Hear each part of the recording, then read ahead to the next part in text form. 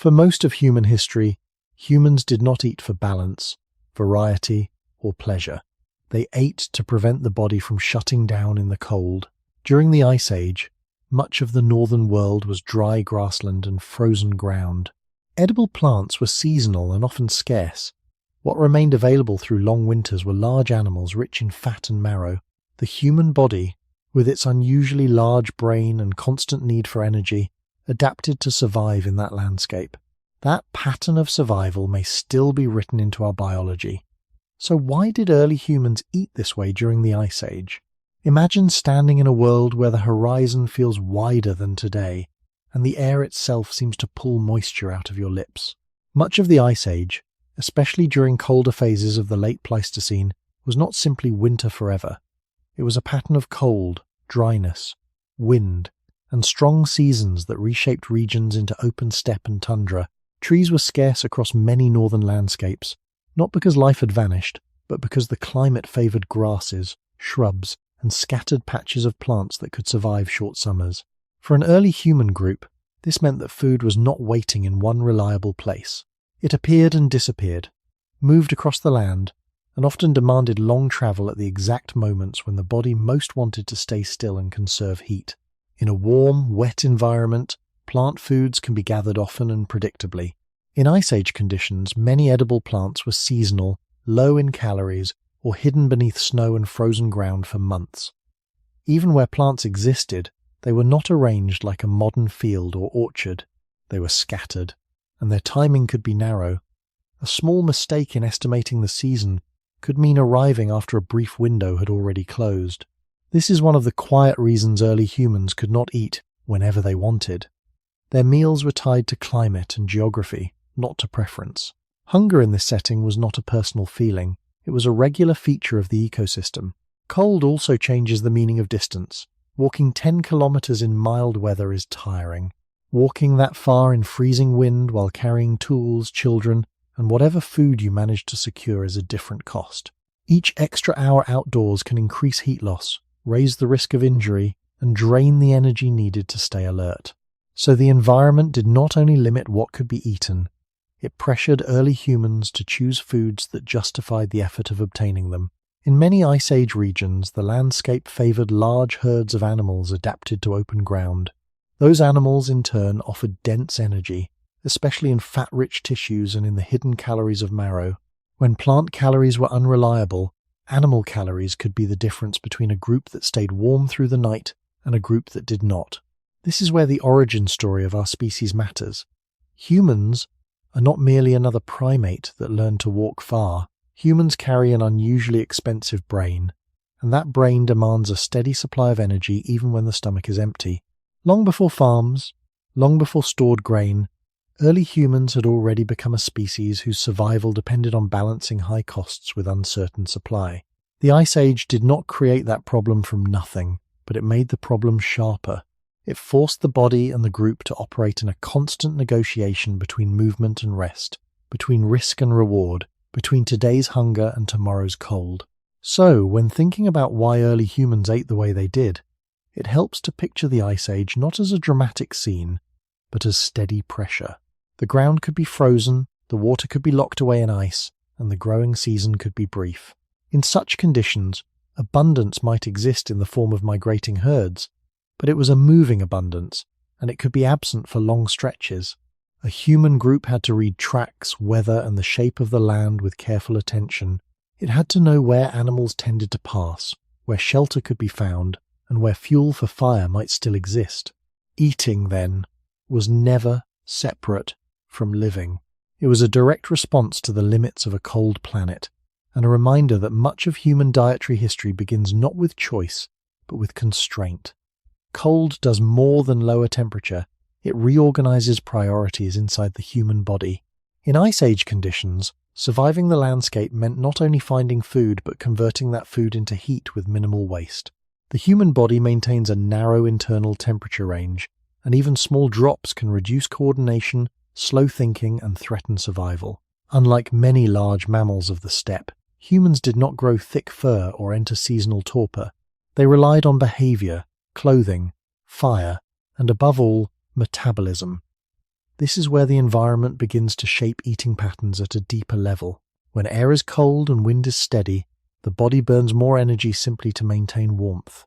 Resting metabolic rate can rise in response to prolonged cold exposure, and physical movement in heavy conditions increases caloric demand further. For a species already carrying an energetically costly brain, this demand was significant. The human brain, even at rest, consumes a large proportion of total daily energy compared to other primates. During the late Pleistocene, that biological fact did not disappear because the climate was harsh. If anything, the contrast between high internal demand and unstable external supply became more pronounced. In a warm environment with abundant fruit, carbohydrates can provide rapid energy. In a cold, dry grassland, such sources were not consistently available. Many edible plants contained fiber and water but relatively low caloric density. Digging for roots through partially frozen soil required time and effort, and success varied by season. Berries and fruits were limited to short summer windows. This does not mean plants were absent from Ice Age diets. Archaeological and ethnographic evidence suggests that plant foods were used whenever available, but their reliability was shaped by climate. In contrast, large animals stored energy in their bodies year-round, particularly in fat deposits and marrow. Fat carries more than twice the energy per gram compared to carbohydrate or protein. In an environment where travel was costly and cold was constant, this density mattered. A successful hunt could supply not just muscle meat, but organs rich in micronutrients and bones filled with marrow. Such foods required tools, cooperation, and skill, yet their energetic return could justify the risk. Stable isotope analysis from some late Pleistocene human remains in Eurasia suggests that certain groups obtained a substantial portion of their protein from large herbivores. While protein itself is not an unlimited fuel source due to physiological constraints, the presence of animal fat alongside it would have helped meet energy demands. The pattern that emerges from environmental and biological evidence is not a simple preference for meat, but a convergence of need and availability. Early humans did not wake up with a conceptual diet plan. They responded to the physics of cold air, the distribution of herds, and the costs imposed by movement across open land. The structure of Ice Age ecosystems narrowed the range of consistent high-yield options. This narrowing, repeated across generations, would have shaped both cultural knowledge and metabolic expectations. When thinking about why early humans ate this way during the Ice Age, it is useful to remember that metabolism is not abstract. It is a daily accounting of energy in and energy out. In a world where losing heat could mean losing life, foods that stabilized energy and supported warmth would naturally become central. The landscape offered few guarantees, but it consistently rewarded those who could convert scarce opportunities into lasting fuel. Within that steady pressure, the outlines of an Ice Age eating pattern begin to take form, not as ideology but as adaptation. The Ice Age was not a single frozen moment, but a long sequence of colder and warmer phases stretching across tens of thousands of years. Glaciers advanced and retreated, sea levels rose and fell, and corridors of land opened and closed. For early humans moving through Eurasia and into other regions, this shifting geography mattered as much as temperature. Large ice sheets locked up water, exposing broad plains in some places while burying others beneath ice. River systems changed course, and coastlines were far from where they stand today. A hunting ground one generation relied upon could become less accessible in the next. This constant adjustment created a food landscape that was dynamic rather than stable. When herds followed seasonal grasses across open steppe, humans followed the herds. Archaeological sites across parts of Europe and Siberia show repeated occupation near migration routes of large herbivores. Cut marks on bones and organized accumulations of animal remains suggest that these were not random encounters, but patterned responses to predictable animal movement. The predictability, however, lay in migration cycles, not in fixed fields or orchards. Missing a migration could mean waiting months for another opportunity. That reality shaped both mobility and diet.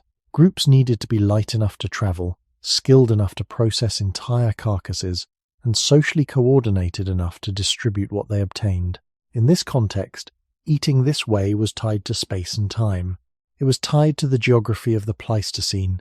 Seasonal rhythms determined not only what was eaten, but how long it lasted. In colder months, When plant growth slowed dramatically, reliance on stored or hunted animal foods would increase. During milder periods, a broader range of foods could be gathered, including nuts, seeds, and tubers in some regions. Yet even these expansions were temporary. The overall structure of the Ice Age world favored a repeated return to animal-derived energy as a dependable anchor. This pattern unfolded over many generations. Children born into these groups did not learn an abstract nutritional theory. They learned landscapes. They learned where animals crossed rivers, where stones suitable for tools could be found, and where temporary shelter offered protection from wind. Food knowledge was embedded in stories, roots, and seasonal memory. Over thousands of years, such practices would not only sustain life but influence demographic patterns. Small, mobile groups tend to maintain low population density. Low density reduces pressure on local plant resources but increases dependence on successful hunts. In this way, population structure and diet reinforced one another. There was little incentive, and often little possibility, to settle permanently in one place when the main energy source moved across the horizon. The long time span of the Ice Age also matters for understanding the human body. Anatomically modern humans had already evolved before many of the coldest phases. The body entering the Ice Age carried metabolic traits shaped in earlier African environments. As populations expanded into colder regions, those existing traits interacted with new ecological pressures. Cultural adaptation through clothing, fire, and cooperation buffered some challenges, but diet remained central. When asking why early humans ate this way during the Ice Age, the answer is not confined to a single year or region. It stretches across shifting glaciers, migrating herds, and repeated cycles of scarcity and opportunity. It reflects a partnership between moving landscapes and moving people, each adjusting to the other over deep time. In that long negotiation between ice, grass, animal, and human, a dietary pattern took shape that was less about preference and more about surviving within the boundaries set by a cold and changing world. If we look closely at the Ice Age landscape, the question is not simply what humans preferred to eat, but what the land consistently offered. Across large parts of Eurasia during colder phases of the late Pleistocene, open grasslands known as steppe tundra supported herds of herbivores adapted to cold and wind.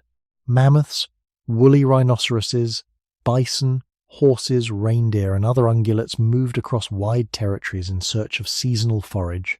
These animals were not evenly distributed like livestock in fenced fields. They gathered, dispersed, migrated, and returned in patterns shaped by vegetation and climate. For human groups observing these rhythms, the availability of food was tied to the presence of moving bodies on the horizon. Archaeological evidence from sites in Eastern Europe and Siberia shows concentrations of large animal bones bearing cut marks consistent with systematic butchery. In some locations, mammoth bones were even used in the construction of shelters, suggesting repeated interaction with these animals. Such findings do not imply that every group hunted mammoths regularly, nor that plant foods were absent. They indicate that large herbivores played a central role in many regions where plant calories were limited by season and climate. Muscle meat alone does not tell the full story. Animal bodies contain multiple edible tissues, organs rich in micronutrients, fat deposits that fluctuate seasonally, and marrow sealed within bones. Ethnographic studies of more recent cold-adapted foragers show careful attention to these parts, often prioritizing fat and organ tissues when available.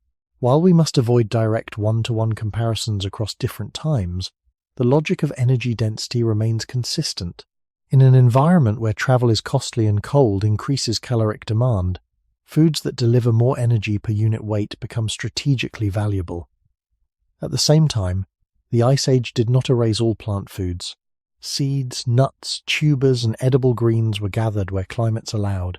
In some southern regions and during warmer interglacial phases, plant use may have been more substantial. Grinding stones discovered at certain Paleolithic sites suggest that people processed plant materials long before agriculture. This detail is important because it prevents an overly narrow image of Ice Age diets as exclusively animal-based. The evidence points instead to flexibility constrained by ecology. What the environment could not provide reliably, humans could not rely upon consistently. Rivers and lakes added another dimension. Fish and aquatic resources offered seasonal opportunities, particularly in regions where ice coverage was partial or temporary. Shellfish and small game supplemented diets when large herds were absent. Yet these sources too were shaped by geography. In interior steppe regions far from stable water bodies, reliance on terrestrial mammals would likely have been greater. The pattern that emerges from the archaeological record is one of opportunistic but structured foraging. Humans consumed what was present in meaningful quantities. During the Ice Age, that often meant large herbivores whose bodies stored the energy of grasses across vast territories. When asking why early humans ate this way during the Ice Age, it becomes clear that this way reflects a response to availability at scale. The land did not offer evenly distributed, year-round carbohydrates in many northern regions. It offered migrating animals carrying concentrated fuel within their tissues. Over generations, knowledge of where and when to access those animals would have shaped not only daily meals, but the social organization required to obtain them. Diet, in this sense, was a map drawn by climate and ecology, traced by human footsteps across a cold and open world. When examining what was actually eaten, it is helpful to move from the open landscape to the physical remains left behind. Bones scattered across Paleolithic sites are not silent. They carry marks that reveal sequence and intention. Fine cut marks near joints suggest systematic disarticulation. Fracture patterns on long bones often indicate deliberate breakage while fresh, a method used to access marrow before it hardens. In some locations, bones were smashed with controlled force, leaving impact scars consistent with tool use rather than natural breakage. These details show that early humans were not consuming only surface meat. They were extracting energy from within the skeleton itself. Marrow is rich in fat, and fat is calorically dense. In a cold ecosystem where plant carbohydrates were not abundant year-round, this internal resource mattered. Chemical analysis has added another layer to this picture. Stable isotope studies of human remains from certain late Pleistocene sites in Europe suggest that some groups occupied a high trophic level, meaning a large proportion of their dietary protein came from terrestrial herbivores. This does not mean plants were irrelevant, but it does show that animal foods were significant in many cold region contexts. Protein alone, however, cannot sustain human metabolism indefinitely without accompanying fat or carbohydrate. Excessive reliance on lean protein can lead to metabolic stress. This physiological constraint implies that when humans targeted large animals, they likely valued fatty tissues and organs as well. Ethnographic observations of recent hunter-gatherers in Arctic and subarctic regions describe a preference for fatty cuts, marrow, and organ meats when available. While these societies lived in much later periods, the metabolic principles are shared. Fat provides sustained energy and supports thermoregulation in cold climates. Organs such as liver and kidney contain vitamins and minerals that are less concentrated in muscle tissue. Archaeological assemblages that include skull fragments broken to access brain tissue further support the idea of comprehensive use. Nothing energy-rich was casually discarded. Alongside bones, stone tools also offer indirect evidence. The presence of specialized blades and scrapers suggests repeated processing of animal hides and carcasses. Hide preparation is relevant because clothing made from animal skins reduces heat loss, indirectly lowering caloric demand. In this way, the use of animal resources extended beyond food to survival systems more broadly. Diet was not isolated from clothing, shelter, or mobility. It was integrated into a network of adaptations shaped by Ice Age conditions. Plant remains, when preserved, show that early humans also gathered seeds and other plant materials where possible. Grinding stones discovered at some upper Paleolithic sites indicate plant processing tens of thousands of years before agriculture. Yet the scale and consistency of these finds vary by region. In colder steppe environments, plant residues are often sparse compared to the overwhelming presence of large mammal remains. This imbalance reflects environmental constraint rather than cultural ignorance. When considering why early humans ate this way during the Ice Age, the archaeological record reveals a pattern of maximizing caloric return under climatic pressure. They consumed animals deeply, extracting marrow, fat, organs, and muscle with deliberate technique. They supplemented with plants and smaller prey when available. The result was not a rigid diet but a structured response to cold ecosystems where energy density and reliability were central concerns. Over many generations, such practices would have reinforced both cultural knowledge and metabolic adaptation, binding food choice tightly to the realities of a frozen and shifting world. Availability is only part of the answer. The other part lies in timing. Ice Age ecosystems were structured around seasons that could be brief and unforgiving. In many regions of the Northern Hemisphere during colder phases of the Pleistocene, summers were short, and growing seasons were compressed into narrow windows of relative warmth. During those months, plant foods became more visible. Edible greens emerged, seeds matured, berries ripened, and roots could be dug from thawed soil. For a limited period, dietary diversity expanded, yet this expansion was temporary. As temperatures fell again, many of these resources disappeared beneath frost or snow, or lost their nutritional value. What remained accessible year-round were animal bodies moving across the land, storing the energy of summer grasses in their fat. This seasonal compression shaped not just what was eaten, but when and how much. Animal fat fluctuates with the health and feeding patterns of herds. Late summer and early autumn often brought higher fat reserves in large herbivores. Hunting during these periods could yield richer returns. A successful hunt before winter might provide not only immediate sustenance, but materials that could be preserved through drying, smoking, or freezing in naturally cold environments. In this way, timing hunts to coincide with peak animal condition would have been a rational strategy. Archaeological sites containing repeated layers of occupation suggest that some groups return to the same locations seasonally, aligning movement with animal migration and ecological cycles. Seasonality also influenced group behavior. During warmer months, when plant foods and smaller game were more available, groups may have spread out across broader territories, reducing pressure on any single resource. In colder months, when reliance on large animals intensified, cooperation may have become even more essential. Hunting large herbivores requires coordination, shared risk, and shared reward. The distribution of meat and fat would have reinforced social bonds and ensured that vulnerable members, including children and elders, received calories needed to survive extended cold. In this sense, eating patterns were embedded in population structure. The rhythm of hunger followed the rhythm of climate. Stable isotope data from some human remains show variability that may reflect seasonal shifts in diet, though interpretations must be cautious. What is clearer is that Ice Age life was cyclical. Abundance and scarcity alternated, not randomly, but in predictable patterns tied to temperature and vegetation. Early humans were attentive observers of these patterns. Knowledge of when certain foods were likely to appear or disappear would have been transmitted across generations as part of survival training. When asking why early humans ate this way during the Ice Age, the answer includes this seasonal pulse. They ate according to windows of opportunity framed by climate. They consumed animals deeply when herds were present and fat reserves were high. They gathered plants when warmth allowed growth. The pattern was neither constant excess nor constant deprivation, but oscillation. Over many years, such oscillation would shape both cultural expectations and metabolic responses.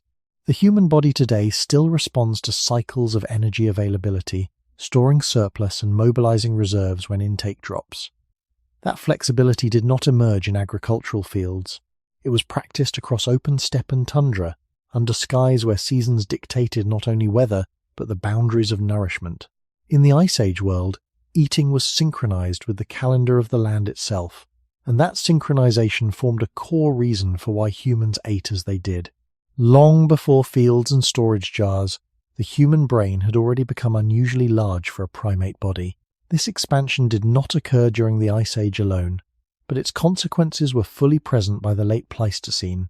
The brain consumes a substantial share of daily energy, even when the body is at rest. In modern humans, it can account for roughly 1/5 of total energy expenditure despite representing a much smaller fraction of body mass. This biological fact creates a steady internal demand that does not pause when food becomes scarce. In a warm and food-rich environment, that demand can be met through a variety of plant and animal sources. In the colder, more seasonal ecosystems of the Ice Age, meeting that demand required more careful alignment between available resources and metabolic needs. The brain relies heavily on glucose under ordinary conditions, Yet glucose can be derived from multiple pathways. When dietary carbohydrates are limited, the body can synthesize glucose from protein and can also shift toward using ketone bodies derived from fat as alternative fuel. These metabolic flexibilities are not signs of modern diet trends. They are ancient features of human physiology. In Ice Age contexts where concentrated plant carbohydrates were inconsistent, the ability to derive energy from animal fat would have been especially useful. Large herbivores stored the energy of grasses in lipid-rich tissues, and those tissues could support sustained caloric supply when fruit and starchy plants were rare. This does not imply that early humans consciously calculated macronutrient ratios. It suggests that over generations, patterns of consumption aligned with physiological tolerances. Protein alone, consumed in excess without adequate fat or carbohydrate, can lead to metabolic imbalance. The presence of fat alongside protein in hunted animals would have helped prevent such strain. Marrow, subcutaneous fat, and organ tissues provided dense energy in a compact form. In cold climates, where additional calories were needed to maintain body temperature, such density mattered. The brain's cost also interacts with life history. Human children experience a long period of growth and dependency compared to many mammals. During childhood, the brain's energy demand relative to body size is even higher than in adulthood. In small Ice Age groups, feeding growing children would have required reliable access to energy-rich foods. Shared meals centered on large animals could distribute calories across age groups more effectively than scattered, low-calorie plant foods alone. In this way, dietary structure intersected with population structure. A species with extended childhood and large brains cannot easily rely on unpredictable trickles of energy. It benefits from episodic but substantial returns that can be shared. The Ice Age environment, with its migrating herds and compressed growing seasons, presented precisely such a pattern. Periods of concentrated animal-based energy interspersed with leaner intervals. Cultural practices such as cooperative hunting, food sharing, and perhaps preservation techniques would have amplified the value of each successful hunt. When asking why early humans ate this way during the Ice Age, the answer reaches inward as well as outward. The cold landscape set constraints, but the internal architecture of the human body set demands. A metabolically expensive brain, a long developmental period, and the need to maintain warmth together shaped a dietary strategy that favored energy density and reliability. Over thousands of years, the interaction between environment and physiology would have reinforced habits that supported survival. The Ice Age did not invent the human brain, but it tested its cost in a world where calories were earned through movement, coordination, and careful reading of the land. Cold exposure does not simply increase discomfort, it changes how the body allocates fuel. When ambient temperature drops, the human organism must preserve a stable internal core. Blood flow shifts, peripheral vessels constrict, and metabolic heat production rises. Shivering can generate warmth, but it is energetically expensive and cannot be sustained indefinitely. Non-shivering thermogenesis, involving metabolic activity in tissues such as brown adipose tissue, also consumes energy. These physiological responses highlight a basic reality of Ice Age life. Maintaining warmth required a steady flow of calories beyond those needed for movement and brain function. In warmer climates, modest caloric deficits might be tolerable for short periods without immediate danger. In prolonged cold, sustained deficits could compromise coordination, immune response, and decision-making. For early humans navigating open steppe and tundra, reduced cognitive clarity was not a minor inconvenience. It could mean misjudging animal movement, overlooking shelter, or failing to respond to weather shifts. Thus, the link between energy intake and survival extended beyond body mass to perception and judgment. The foods that supported stable energy release over time would have had particular value. Animal fat metabolizes more slowly than simple carbohydrates, providing prolonged fuel that can help maintain core temperature and support continuous activity. While glucose remains essential for certain tissues, the body's capacity to convert fatty acids into usable energy reduces dependence on rapidly digestible sugars. In Ice Age ecosystems where concentrated plant sugars were sporadic, this metabolic flexibility would have buffered against environmental unpredictability. Archaeological evidence showing systematic marrow extraction aligns with this physiological logic. Marrow is protected within bone, relatively insulated from environmental decay, and rich in lipids. Accessing it requires tools and deliberate effort, indicating that early humans recognized its value. Organs such as liver and heart, often consumed soon after a kill, contain both micronutrients and energy. Such consumption patterns are not random. They reflect an understanding that certain tissues contribute disproportionately to recovery and endurance. The body also stores excess energy as adipose tissue, creating a buffer for leaner periods. In a cyclical environment marked by alternating abundance and scarcity, the capacity to accumulate fat during successful hunts would have been advantageous. This capacity is not a modern flaw. It is a trait shaped in contexts where famine was a recurring possibility. When considering why early humans ate this way during the Ice Age, one must see eating as preparation for future cold as much as response to present hunger. Energy-dense meals following a successful hunt could sustain a group through days when weather prevented travel or when herds moved beyond reach. Such meals were not indulgence but insurance. Over many generations, groups that effectively matched caloric intake to thermal demands would have been more likely to survive winters and raise offspring. The body's thermoregulatory systems and its metabolic pathways did not operate in isolation from ecology. They were continually tested by wind, snow, and distance. In that testing, dietary patterns emphasizing dense animal energy would have proven repeatedly practical. The Ice Age environment did not reward foods merely because they were edible. It rewarded foods that maintained warmth, clarity, and resilience in a world where cold was constant and shelter was temporary. Energy is not distributed evenly across all stages of human life. An infant depends entirely on others for nourishment. A growing child invests heavily in brain development and body growth. Adolescents and adults contribute labor, hunting, gathering, and tool-making. Elders may no longer travel as far, yet they carry memory of routes, seasons, and animal behavior. In small Ice Age groups, every age carried a metabolic cost and a social function. The structure of diet, therefore, cannot be separated from the structure of generations. A species with a long childhood and extended lifespan must secure food not only for strong adults, but for those who cannot yet or can no longer hunt. This demographic reality shaped what counted as a successful food strategy. Large herbivores offered more than concentrated calories. They offered volume. A single substantial animal, once brought down and processed, could be divided among many individuals. Muscle, fat, organs, marrow, and even rendered grease could be shared. In contrast, scattered plant foods gathered in small amounts might support individuals temporarily, but would be harder to distribute widely in equal measure. The scale of return from a large animal matched the scale of need within a multi-generational group. This does not imply that hunting was always successful, or that plant foods were ignored. It indicates that when success occurred, the energetic surplus had social reach. Children with high relative brain energy demands could receive portions rich in fat and micronutrients. Pregnant and nursing women, whose caloric requirements rise, could benefit from dense tissues. Elders, even if less mobile, could access nourishment through sharing networks. Food was therefore both biological fuel and a stabilizer of group continuity. Archaeological findings from some Upper Paleolithic sites reveal evidence of organized living spaces and repeated occupation, suggesting that groups returned to familiar territories seasonally. Within such camps, butchery areas and hearths indicate collective processing and cooking. The presence of burned bones and fragmented long bones around hearths suggests not solitary consumption but shared meals structured around fire. Fire itself altered nutritional availability by softening tissues and increasing digestibility.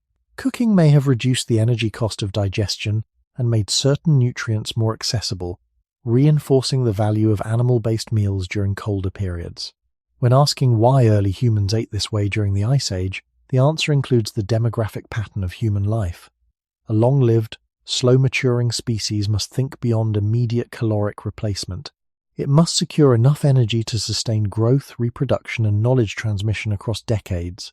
In harsh climates where plant calories were seasonally limited, large animals represented not just food but continuity. A successful hunt could support children who would one day become hunters, and elders who preserved seasonal memory. Over many generations, such patterns would strengthen cooperative norms around hunting and sharing, embedding dietary structure within social organization. The Ice Age environment did not merely influence what entered the mouth, it influenced how energy moved through a community. The rhythm of eating reflected the rhythm of life stages, each dependent on reliable sources of dense fuel. In that interplay between metabolism and demography, the reasons for an animal-centered, energy-dense pattern become clearer. It was not a narrow preference, but a framework capable of sustaining a species whose survival depended on both biology and memory in a cold and shifting world. In many modern diets, sweetness is common and starch is easily obtained. Bread, fruit year-round, and refined sugars create an environment where carbohydrates are consistently accessible. During much of the Ice Age, this was not the case across large northern regions. The open steppe tundra supported grasses and hardy plants, but not dense fields of edible grain in the way agriculture later would. Wild grasses existed, yet harvesting them efficiently with Paleolithic tools required time and processing effort, and yields were modest. Fruits and berries appeared seasonally, often in brief windows. Tubers and roots could be dug, but in colder climates they were smaller, scattered, and sometimes locked beneath frozen ground. The ecological backdrop shaped not only what could be eaten, but how dependable each category of food was. Carbohydrates are not inherently inferior fuels. They provide rapid energy and are central to human metabolism. The question in Ice Age contexts is reliability. A resource that appears for a few weeks cannot anchor survival across months of cold. Large herbivores, by contrast, converted plant matter into stored fat throughout the year. Even when plant productivity declined in winter, animals carried reserves built during earlier seasons. From a human perspective, this made animal bodies a more stable repository of energy than any single patch of seasonal plants. Fat contains more than twice the caloric density of carbohydrate per gram. In a setting where transporting food required physical effort and exposure to cold, density mattered. Carrying a given weight of fat delivered more usable energy than carrying the same weight of low-calorie plant material. This efficiency would have influenced decisions about which foods justified the risks of travel and hunting. The human digestive system can process both plant and animal foods, reflecting dietary flexibility. Yet physiological constraints also exist. Protein intake cannot increase indefinitely without metabolic consequences, and lean meat alone is not an optimal long-term energy source. The presence of fat alongside protein in hunted animals would have balanced this limitation. Marrow within bones and subcutaneous fat provided sustained fuel, reducing dependence on rapidly digested carbohydrates that were scarce in winter months. Archaeological findings of deliberate marrow extraction across numerous Paleolithic sites align with this pattern. They suggest not casual consumption but strategic targeting of energy-rich tissues. Grinding stones from certain Upper Paleolithic contexts indicate plant processing did occur, demonstrating that early humans did not ignore carbohydrates entirely. However, the frequency and regional distribution of such evidence vary, reflecting ecological diversity rather than a uniform plant-based baseline. When asking why early humans ate this way during the Ice Age, the distinction between availability and stability becomes central. Sugar from fruit could provide immediate energy, but it was fleeting.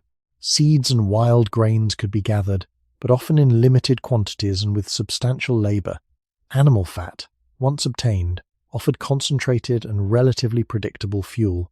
This predictability would have been particularly valuable in colder months, when maintaining body temperature and supporting cognitive function required steady caloric input.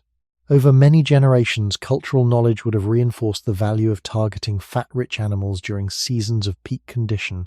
The environment did not eliminate carbohydrates, it constrained their consistency. Within that constraint, dietary emphasis naturally leaned toward what could be relied upon across shifting weather and long winters. In this way, the Ice Age landscape shaped not a rigid exclusion of plant foods, but a hierarchy of dependability in which fat often occupied a central role. Energy density alone does not explain everything. The body must also manage how different fuels are absorbed, stored, and released. Carbohydrates, when available, are broken down into glucose and can be used quickly for immediate energy or stored as glycogen in limited amounts within liver and muscle. Glycogen stores are relatively small and can be depleted within hours to a day depending on activity. In an Ice Age context where access to carbohydrate-rich foods was inconsistent, reliance on glycogen as a primary reserve would have been fragile. Fat, by contrast, can be stored in larger quantities within adipose tissue and mobilized gradually. This capacity provides a buffer that extends beyond a single day's intake. In cold and seasonally unpredictable ecosystems, such buffering would have had clear advantages. The human body's ability to oxidize fatty acids and produce ketone bodies during periods of lower carbohydrate intake is part of this flexibility. These pathways are not extreme or abnormal, they are standard components of human metabolism. When dietary carbohydrate decreases, hormonal shifts promote the release of fatty acids from adipose stores. The liver can convert some of these into ketone bodies that supply energy to the brain and other tissues. This metabolic transition allows survival during intervals when plant-based sugars and starches are scarce. In Ice Age conditions, where winter could restrict plant growth for extended periods, such metabolic adaptability would have reduced dependence on continuous carbohydrate access. This does not imply that early humans avoided carbohydrates intentionally. It indicates that their physiology could tolerate fluctuations in carbohydrate intake because fat-derived energy could fill gaps. Archaeological evidence of consistent marrow extraction and organ consumption suggests that fat was valued not only as flavor but as function. Bone marrow in particular provides a relatively stable source of lipids protected from rapid environmental spoilage. Breaking long bones to access this tissue required effort and tools, implying perceived worth. Stable isotope analyses from some Upper Paleolithic human remains showed dietary signatures consistent with high intake of terrestrial animal protein and likely accompanying fat in certain regions. These chemical markers reinforce the idea that animal-derived nutrients formed a significant component of intake, especially in colder zones. From a population perspective, the ability to store and mobilize fat would have smoothed seasonal oscillations. After a successful hunt in late summer or autumn, increased fat intake could support weight gain. During harsher months, stored adipose tissue could be mobilized when fresh food was limited. This cycle of accumulation and use reflects not excess, but adaptation to variability. When asking why early humans ate this way during the Ice Age, the answer includes the metabolic infrastructure that made such eating sustainable. A diet emphasizing energy-dense animal foods aligns with a body capable of storing substantial lipid reserves and switching fuel sources as needed. In a climate where carbohydrate availability rose and fell sharply with season, reliance on fat provided continuity. The Ice Age did not redesign human metabolism from the ground up, but it selected for behaviors that matched existing physiological flexibility. Over thousands of years, groups whose dietary patterns harmonized with this flexibility would have been more likely to endure long winters and raise offspring successfully. The interplay between ecology and metabolic capacity thus helps clarify why fat-rich animal foods often occupied a central place within Ice Age dietary strategies. Beyond energy and storage, there is also the matter of micronutrients. In modern settings, vitamins and minerals are often discussed separately from calories, as if they were minor details added to an already secure food supply. In Ice Age environments, micronutrients were woven directly into survival.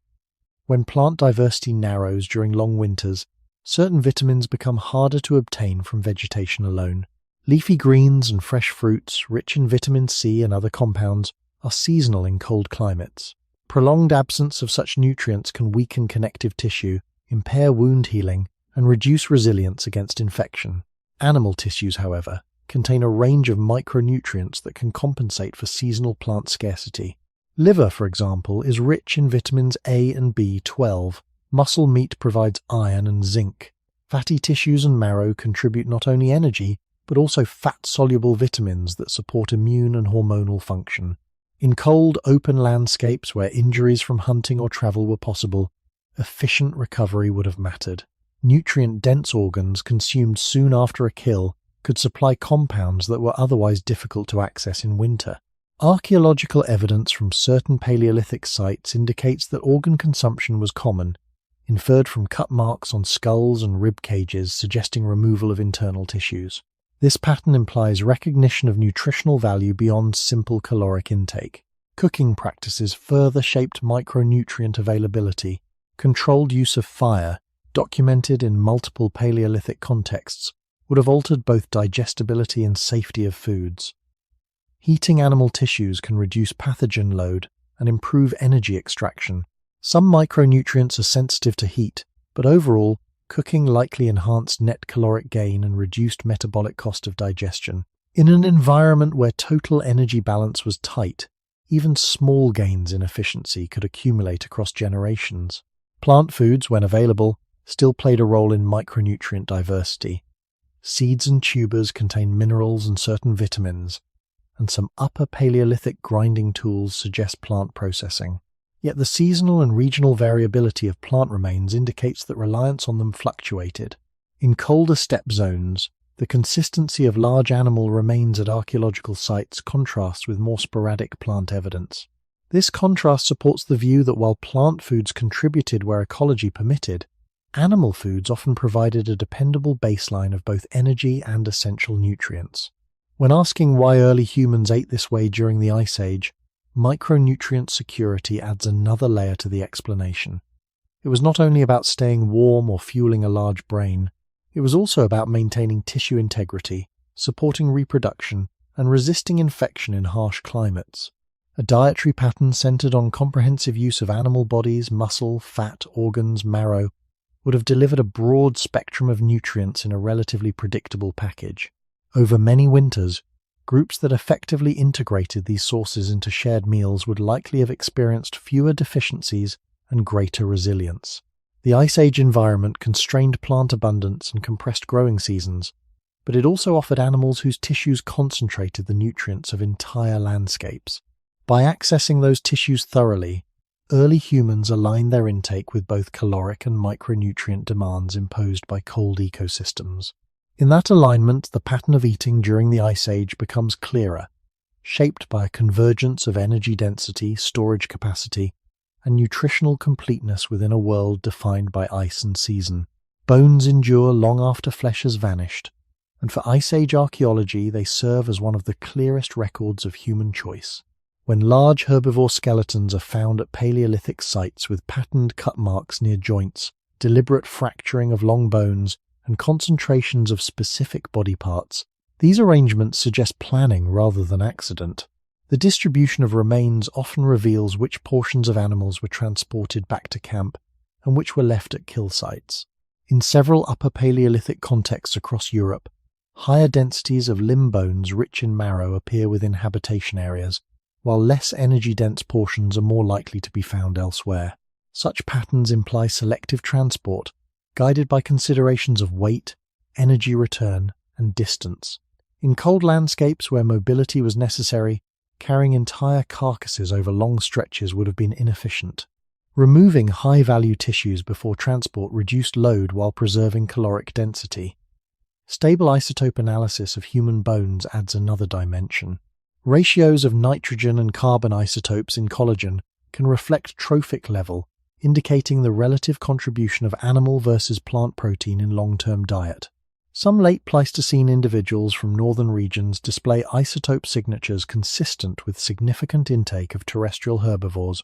These chemical traces do not provide exact menus, but they align with faunal assemblages dominated by large mammals. Together, cut marks and isotopic data converge on a picture of repeated reliance on animal foods in certain Ice Age contexts. Microscopic wear on stone tools also offers indirect clues. Tools with edge damage consistent with butchery are often found alongside animal remains. The repeated presence of such implements suggests that processing carcasses was not occasional but routine. Fire residues at hearth sites show that meat and bones were exposed to controlled heat, reinforcing the integration of cooking into dietary practice. Burned bone fragments sometimes exhibit patterns consistent with roasting or boiling, techniques that would have improved nutrient extraction. The presence of organized hearths within shelters indicates shared processing and consumption rather than isolated feeding events. It is important to recognize regional variation. Not all Ice Age sites display identical faunal profiles. In some areas, smaller game and fish are more prominent, and plant residues are more visible. Yet across wide swaths of colder Eurasia, large herbivores occupy a central place in the archaeological record. The repetition of this pattern across thousands of years suggests more than opportunism. It suggests structural alignment between ecology and human behavior. When asking why early humans ate this way during the Ice Age, archaeology grounds the discussion in material evidence. It shows that animals were not merely encountered, They were systematically processed, transported, and consumed with attention to energy-rich components. The marks left on bone surfaces represent countless acts of cutting, cracking, and sharing repeated over generations. These acts reflect adaptation to a landscape where dense, reliable energy sources were tied to mobile herds. Through stone tools, hearths, and isotopic signatures, the Ice Age record speaks quietly but consistently. It points toward a dietary pattern shaped not by modern ideology but by climatic constraint and biological demand, visible today in the enduring fragments of bone and stone preserved beneath layers of sediment and time. Beyond cut marks and isotope ratios, spatial organization within archaeological sites offers another window into Ice Age dietary patterns. When excavators map the position of bones, hearths, stone tools, and dwelling structures, recurring arrangements emerge. In several Upper Paleolithic settlements, bones from large herbivores cluster near central hearths, while stone debris from tool maintenance appears in adjacent zones. This distribution suggests deliberate activity areas rather than random discard. Butchery likely occurred either at kill sites or at the periphery of camps, with selected portions brought inward for cooking and sharing. Such organization implies foresight and efficiency, qualities that become especially important in cold environments where exposure time outside shelter carries risk. Some sites reveal repeated seasonal occupation layers, separated by sediment deposits. Within these layers, similar patterns of animal processing reappear. The recurrence indicates that groups return to the same locations, perhaps because those locations lay near migration routes or reliable water sources. Over time, familiarity with a site would enhance hunting success and reduce uncertainty. This seasonal return supports the idea that Ice Age diets were structured around predictable animal movements. It also highlights the importance of memory and transmitted knowledge in shaping food acquisition strategies. In certain regions of Eastern Europe, accumulations of mammoth bones have been interpreted as evidence of large-scale exploitation.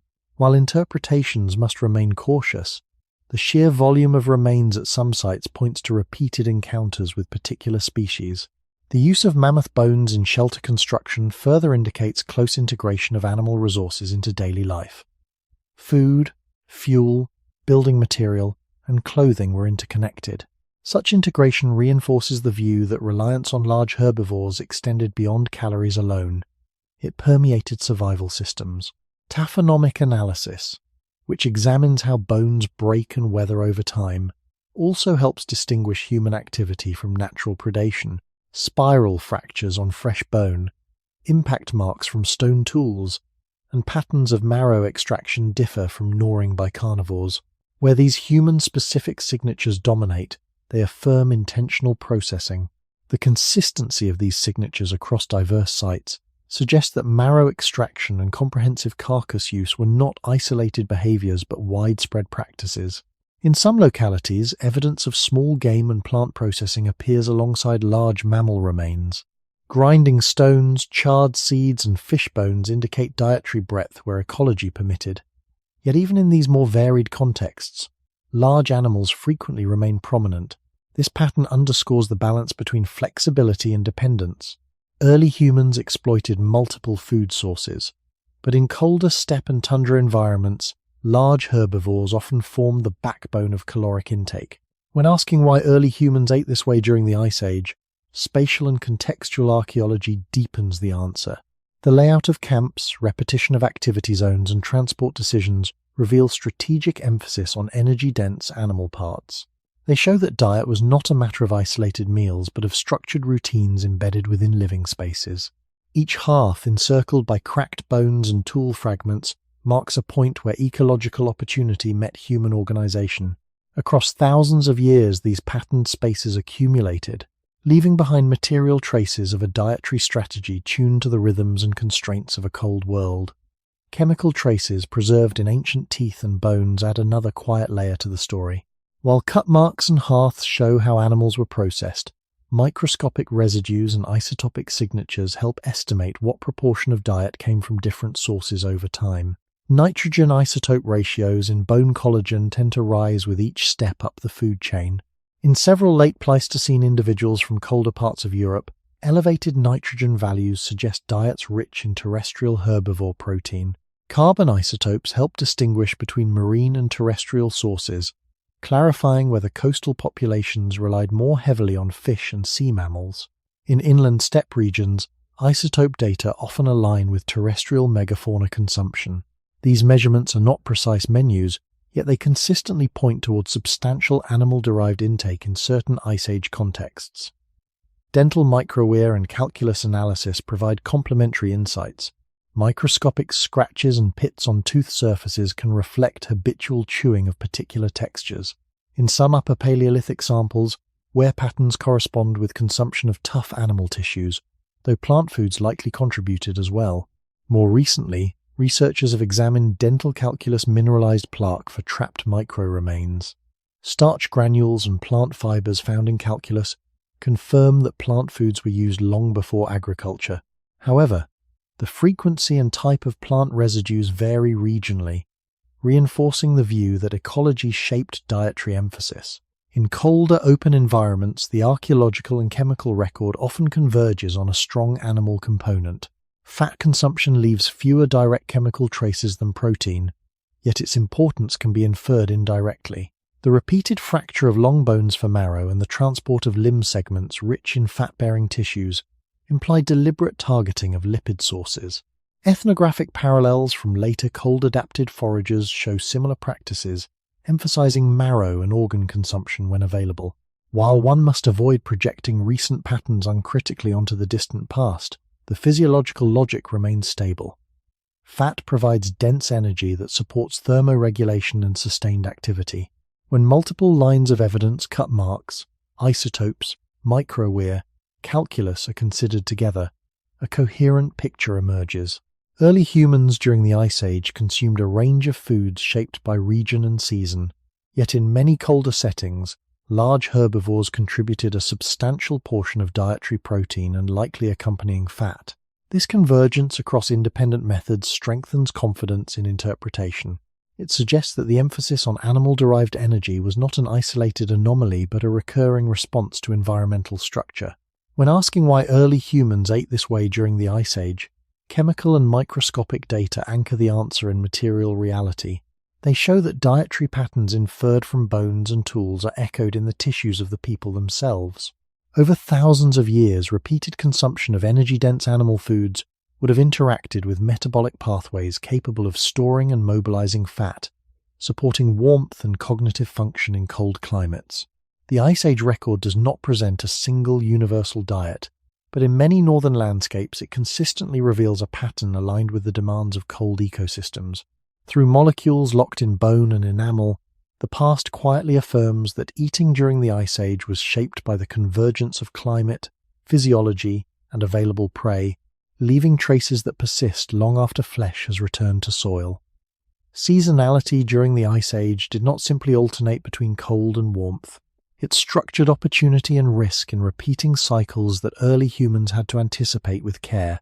In many northern regions of the late Pleistocene, winter could extend for long months with limited daylight, while summer offered a brief surge of biological activity.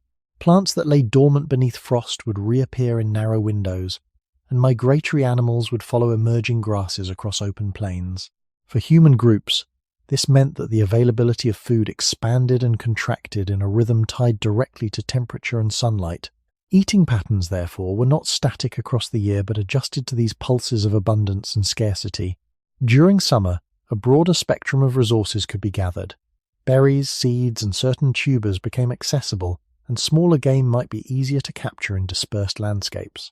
Fishing in thawed rivers and lakes could supplement intake in some regions. This seasonal diversity likely increased micronutrient range and reduced exclusive reliance on any single source. Yet the brevity of warm periods imposed limits. Preservation techniques such as drying or smoking could extend the usefulness of some foods, but not indefinitely. As temperatures dropped again, plant productivity declined sharply. Snow and ice restricted access to vegetation, and small prey could become less predictable. In contrast, large herbivores, though also affected by seasonal shifts, remained mobile reservoirs of stored energy. Their bodies reflected summer grazing in the form of accumulated fat. Hunting during late summer and autumn would have provided an opportunity to capture this stored energy before winter intensified. The timing of hunts, therefore, carried strategic weight. Archaeological evidence of repeated occupation at certain sites suggests that groups returned to key locations aligned with animal migration routes. Such returns imply seasonal scheduling rather than random movement. Knowledge of when herds were likely to pass through a valley or near a river crossing would have been transmitted across generations. In this way, food acquisition became synchronized with environmental calendars. Winter likely demanded a different pattern. Movement across frozen ground could be both facilitated and hindered. Frozen rivers might become travel corridors, while deep snow could slow pursuit. Stored food from earlier hunts, whether dried meat or preserved fat, would gain importance. The body's ability to draw upon adipose reserves during lean periods provided additional security. This cycle of summer accumulation and winter utilization shaped not only metabolism but social planning. When asking why early humans ate this way during the Ice Age, seasonality offers a central clue. The environment did not supply equal nourishment across all months. It presented concentrated windows in which energy could be gathered, followed by intervals where that energy had to be conserved and shared. A dietary emphasis on fat-rich animal tissues aligns with this rhythm. Fat can be stored within the human body and preserved externally more effectively than many plant foods in freezing conditions. Over generations, groups that coordinated hunting and sharing around these seasonal peaks would have been better equipped to withstand the lows. The Ice Age landscape thus imposed a cyclical structure on diet, one that intertwined ecological timing with metabolic flexibility. Eating was not a daily negotiation alone. It was part of an annual pattern shaped by light, temperature, and the movements of animals across a vast and shifting terrain. Within these seasonal cycles, the body itself became part of the storage system. When food intake exceeded immediate energy expenditure during warmer months or after a successful hunt, excess calories were not wasted. They were converted into adipose tissue, distributed beneath the skin and around internal organs. This capacity to store fat is sometimes viewed negatively in modern contexts, yet in Ice Age conditions it represented a protective adaptation. Adipose reserves provided insulation, reducing heat loss, and served as an internal fuel depot when external resources declined. In late autumn, when animals were often at peak fat levels after grazing through summer, human groups who secured these animals could also increase their own energy stores. This process was not a conscious strategy in the modern sense, but a physiological response aligned with ecological timing. As winter advanced and hunting opportunities fluctuated, stored body fat could be mobilized.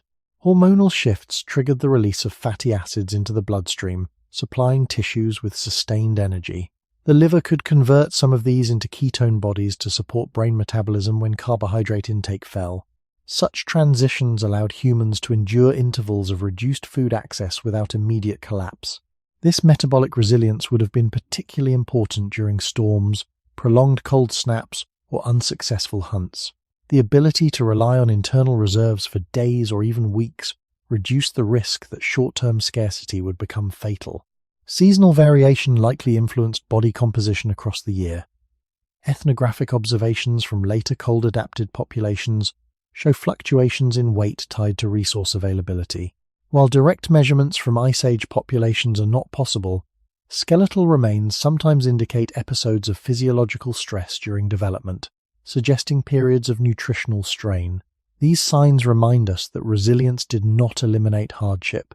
Instead, it mitigated risk in a variable environment. Social sharing further complemented biological storage.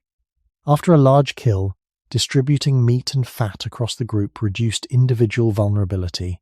Those with temporarily lower reserves, such as children or pregnant women, could benefit from communal surplus. In winter, when mobility was reduced, shared stores, whether preserved meat or rendered fat, could sustain those unable to travel far.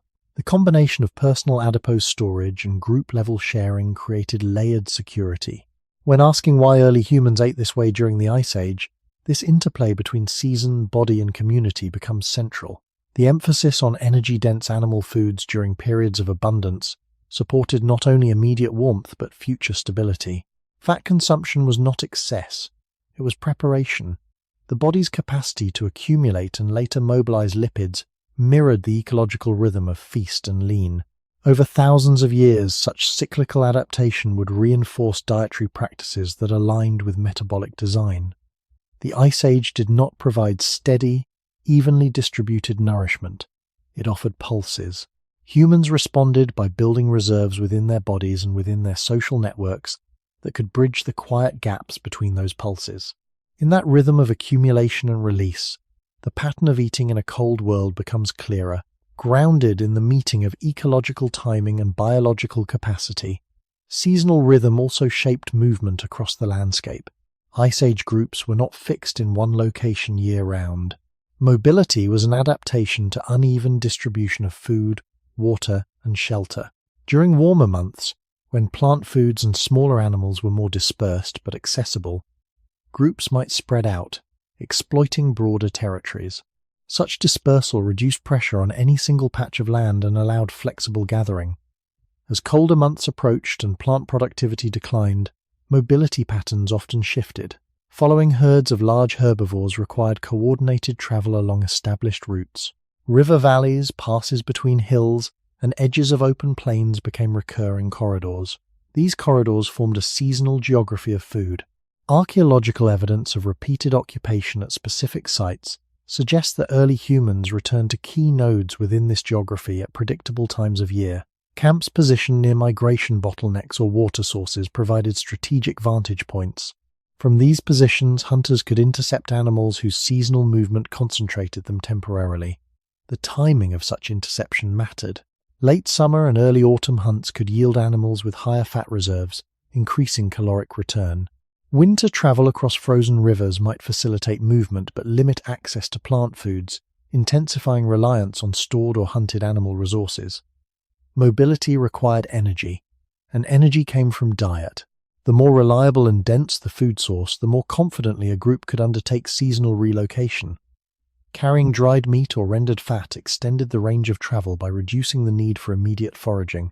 In contrast, reliance on scattered plant foods would require frequent stops and greater uncertainty.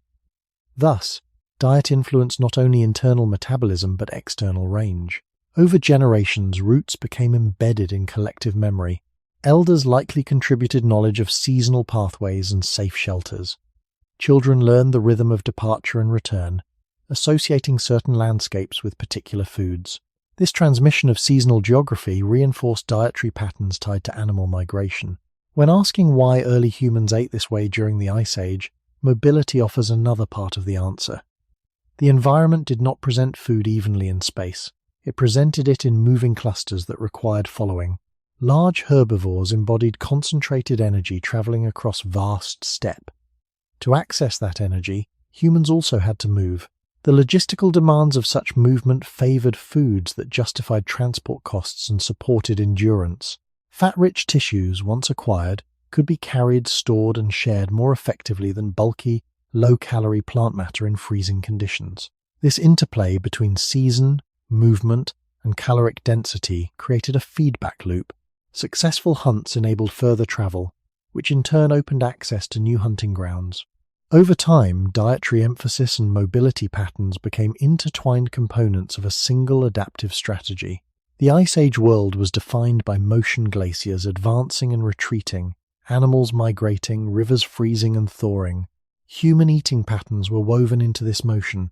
They were shaped by when to move, where to wait, and which resources could sustain both journey and rest.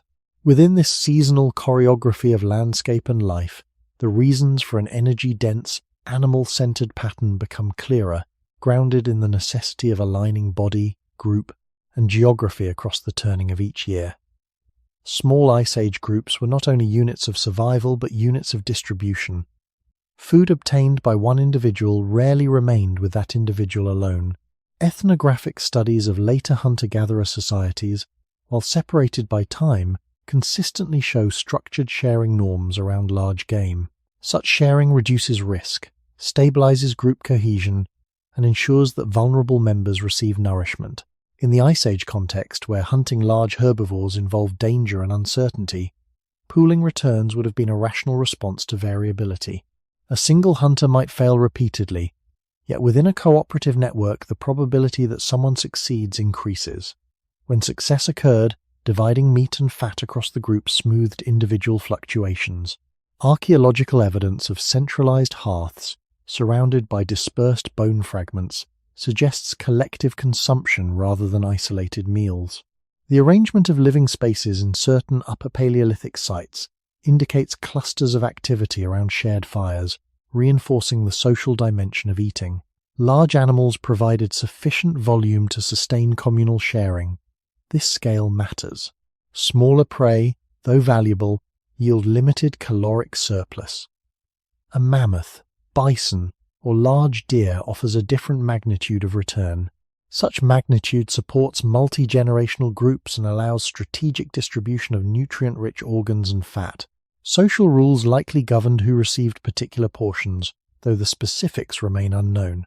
What is clear is that large game hunting encouraged coordination before the hunt and redistribution afterward. This coordination strengthened social bonds that extended beyond immediate caloric exchange. The demographic structure of Ice Age populations further underscores the importance of sharing. Human children experience prolonged dependency, and older individuals contribute knowledge rather than physical strength. A food system reliant solely on individual procurement would disadvantage these members. An animal-centered cooperative hunting strategy better accommodates uneven productivity across age and skill levels. By sharing large, energy-dense resources, groups could buffer against the inevitable unpredictability of hunting success. Evidence of long-distance transport of selected animal parts also implies planning for distribution. Carrying high-value tissues back to camp suggests intention to share within the broader group. Marrow-rich limb bones and fatty cuts were not always consumed at kill sites, indicating social organization around food allocation. This pattern aligns with ecological logic. Energy-dense foods were both portable and divisible. When asking why early humans ate this way during the Ice Age, social structure emerges as a central element. The environment favored large herbivores as reliable energy stores. Human cooperation transformed those stores into communal stability. Diet, therefore, was not merely a response to climate, but an expression of social adaptation to climate. The repeated pattern of cooperative hunting, centralized processing, and shared consumption likely reinforced dietary emphasis on animals capable of supporting group-level needs. Over thousands of years, such norms would become embedded in cultural identity and survival strategies. The Ice Age world required coordination across distances and seasons. In that world, eating together from the same large animal symbolized more than sustenance. It represented a system in which biological demands, ecological constraints, and social bonds converged. The pattern of food distribution mirrored the pattern of survival itself, rooted in shared effort and shared energy drawn from a cold and shifting landscape. Cooperation around food did not begin at the moment of consumption. It began long before, in the coordination required to locate, pursue, and surround large animals across open terrain. Hunting sizable herbivores in Ice Age steppe was unlikely to have been a solitary endeavor in most cases. It demanded shared observation, division of roles, and communication about movement patterns, wind direction, animal behavior, and terrain features all influenced the outcome. Success depended on collective timing rather than individual impulse. This collective orientation shaped dietary emphasis because only through coordinated effort could the most energy-dense resources be reliably accessed. The tools found at many Paleolithic sites, projectile points, blades, and scrapers, reflect technical knowledge accumulated across generations. Crafting effective hunting implements required skill and teaching. Such tools increased the probability of securing large game, and with increased probability came greater confidence in targeting those animals. Over time, technological investment and dietary focus would reinforce one another. When a community repeatedly directs labor toward hunting technology, it signals that the returns justify the cost. In Ice Age ecosystems where large herbivores represented concentrated energy, that justification was clear. Social learning played a crucial role in sustaining this pattern. Younger members of the group observed elders tracking animals, reading landscapes, and preparing tools. Knowledge of migration routes, seasonal congregation points, and animal vulnerabilities was transmitted verbally and through demonstration. This transmission created continuity in dietary practice. The emphasis on certain species and tissues did not need to be reinvented each generation. It was inherited as part of cultural memory. Such inheritance increased efficiency and reduced trial and error risk in a harsh climate. Food sharing also extended beyond immediate family units. The distribution of meat and fat within camps suggests that allocation followed norms rather than simple reciprocity. Sharing large game across households or clusters of individuals would reduce competition and internal conflict, strengthening group cohesion. In small populations exposed to environmental unpredictability, cohesion enhances survival prospects. A group divided by unequal access to food would struggle to coordinate future hunts. Thus, equitable distribution of high-value animal foods supported both biological and social stability. The demographic makeup of Ice Age groups further amplified this effect. Extended childhood and overlapping generations meant that not all members could contribute equally to hunting at all times. Cooperative provisioning allowed adults at peak strength to support the young, the elderly, and those temporarily injured. This redistribution of energy maintained population continuity, despite fluctuations in individual productivity. When asking why early humans ate this way during the Ice Age, one must consider that diet was embedded within networks of cooperation. Large herbivores were not simply hunted because they were available. They were hunted because social organization made such hunts feasible and worthwhile. The caloric density of animal tissues aligned with the scale of coordinated effort invested in obtaining them. Over thousands of years, repeated cycles of cooperative hunting and shared consumption would have reinforced cultural norms emphasizing these foods. The Ice Age environment imposed risk and variability. Human cooperation transformed those challenges into structured opportunity. Within this interplay of ecology, technology, and social learning, the dietary pattern centered on energy-dense animal resources became a stable thread woven through generations living under cold and shifting skies. Food sharing also shaped how risk was distributed across time. In a harsh Ice Age landscape, no hunt was guaranteed. Even skilled hunters faced empty days, shifting winds, and animals that escaped beyond reach. If survival depended on each individual's daily success, the margin for error would have been narrow. Instead, group-level pooling of food created a form of collective insurance. When one hunting party returned with a large animal, its energy was not consumed by a single household. It was divided in ways that reduced immediate inequality and preserved future cooperation. This system did not eliminate scarcity, but it transformed individual failure into shared variability. Archaeological evidence of repeated hearth-centered activity areas, with animal remains distributed across communal spaces, supports the interpretation of collective processing and consumption. The act of breaking bones for marrow, slicing muscle from limb segments, and rendering fat likely occurred in the presence of multiple group members. Such visibility reinforces norms of fairness and transparency. When high-value tissues are shared openly, trust accumulates. Trust, in turn, increases willingness to participate in risky hunts that benefit the group rather than the individual alone. The scale of large herbivores aligns closely with this social dynamic. A single reindeer or bison can feed many people. The size of the animal naturally encourages division into portions.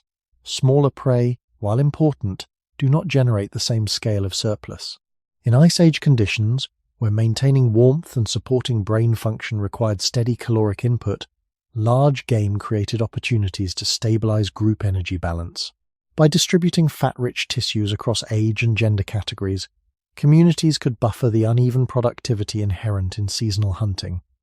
Overlapping generations intensified this need. Young children and elders could not consistently participate in high-risk pursuits. Pregnant and nursing women required additional calories for successful reproduction. Cooperative distribution of animal-derived energy would have supported these life stages. Such support enhances long-term population stability. Groups that maintained higher survival rates among offspring and elders would preserve knowledge and increase resilience across climatic fluctuations. When asking why early humans ate this way during the Ice Age, one must see that dietary emphasis was reinforced by social architecture. The environment provided concentrated energy in large mobile animals. Human cooperation ensured that this energy flowed through the entire community, rather than accumulating in isolated individuals. Over many generations, repeated sharing of animal-based meals would shape cultural expectations about what constituted proper food and proper behavior.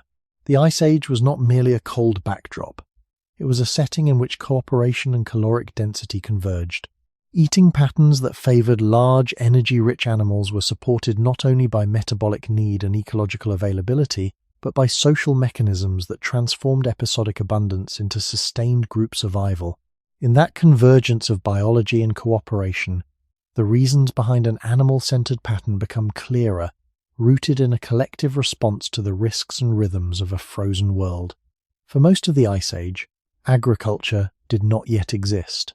There were no cultivated fields, no domesticated grains planted in rows, and no permanent villages built around predictable harvest cycles. Human groups lived within ecosystems that they did not reshape through farming. This absence matters because agriculture fundamentally alters the relationship between people and carbohydrates. With cultivation, starch becomes abundant and relatively stable from year to year. Before cultivation, starchy plants were subject to ecological variability. Wild grains, where present, grew in scattered patches and required significant labor to harvest and process. In colder steppe environments, these patches were often limited, and growing seasons were short. As a result, carbohydrate-rich plant foods could not provide the same dependable foundation that they would in later agricultural societies. This ecological context shaped metabolic expectations long before fields emerged. The human body that entered the Holocene, when agriculture gradually spread in some regions, had already spent tens of thousands of years adapting behaviorally and metabolically to fluctuating availability. During the Ice Age, repeated emphasis on animal-derived energy in colder regions would have reinforced cultural practices centered on hunting, processing, and sharing large game. These practices were not temporary deviations awaiting correction by farming. They were long-standing adaptations to environmental constraint. The archaeological record shows that plant processing tools existed in certain Upper Paleolithic contexts, indicating that people gathered and consumed plant foods when possible. However, these tools do not suggest systematic cultivation. Instead, they point to opportunistic use within ecological limits. In colder regions especially, plant reliance appears to have remained supplementary compared to large herbivores. The absence of agriculture also meant that storage capacity was different. Without granaries or domesticated cereals, long-term carbohydrate storage was constrained. Drying and preserving meat and fat may have been more feasible in freezing climates than preserving fragile plant foods. Cold temperatures could act as a natural freezer, extending the usability of animal products. This practical advantage would further elevate the role of large game in seasonal planning. When asking why early humans ate this way during the Ice Age, it is important to avoid viewing their diet as an early version of agricultural eating. Farming had not yet reshaped landscapes or human metabolism. Instead, diet was shaped by hunting, gathering, and the direct reading of ecological signals. The human digestive and metabolic systems present at the dawn of agriculture were products of a much longer foraging history. In many colder regions, that history included significant reliance on animal energy. The transition to agriculture would later introduce new dietary patterns, increasing carbohydrate intake and altering health outcomes in measurable ways. Skeletal evidence from early farming populations sometimes shows changes in dental health and stature compared to earlier foragers. Such shifts highlight that agricultural diets were not simply extensions of Ice Age patterns, they represented a new ecological arrangement. The Ice Age world operated under different rules, where mobility, seasonality, and animal migration structured nourishment. By situating Ice Age eating before the agricultural shift, it becomes clearer that the emphasis on energy-dense animal foods was not a deviation from some original plant-based norm. It was part of the long baseline of human adaptation to environments without cultivated abundance. Within that baseline, the pattern of eating during the Ice Age emerges as a coherent response to ecological reality, preceding and differing from the later transformations brought by farming.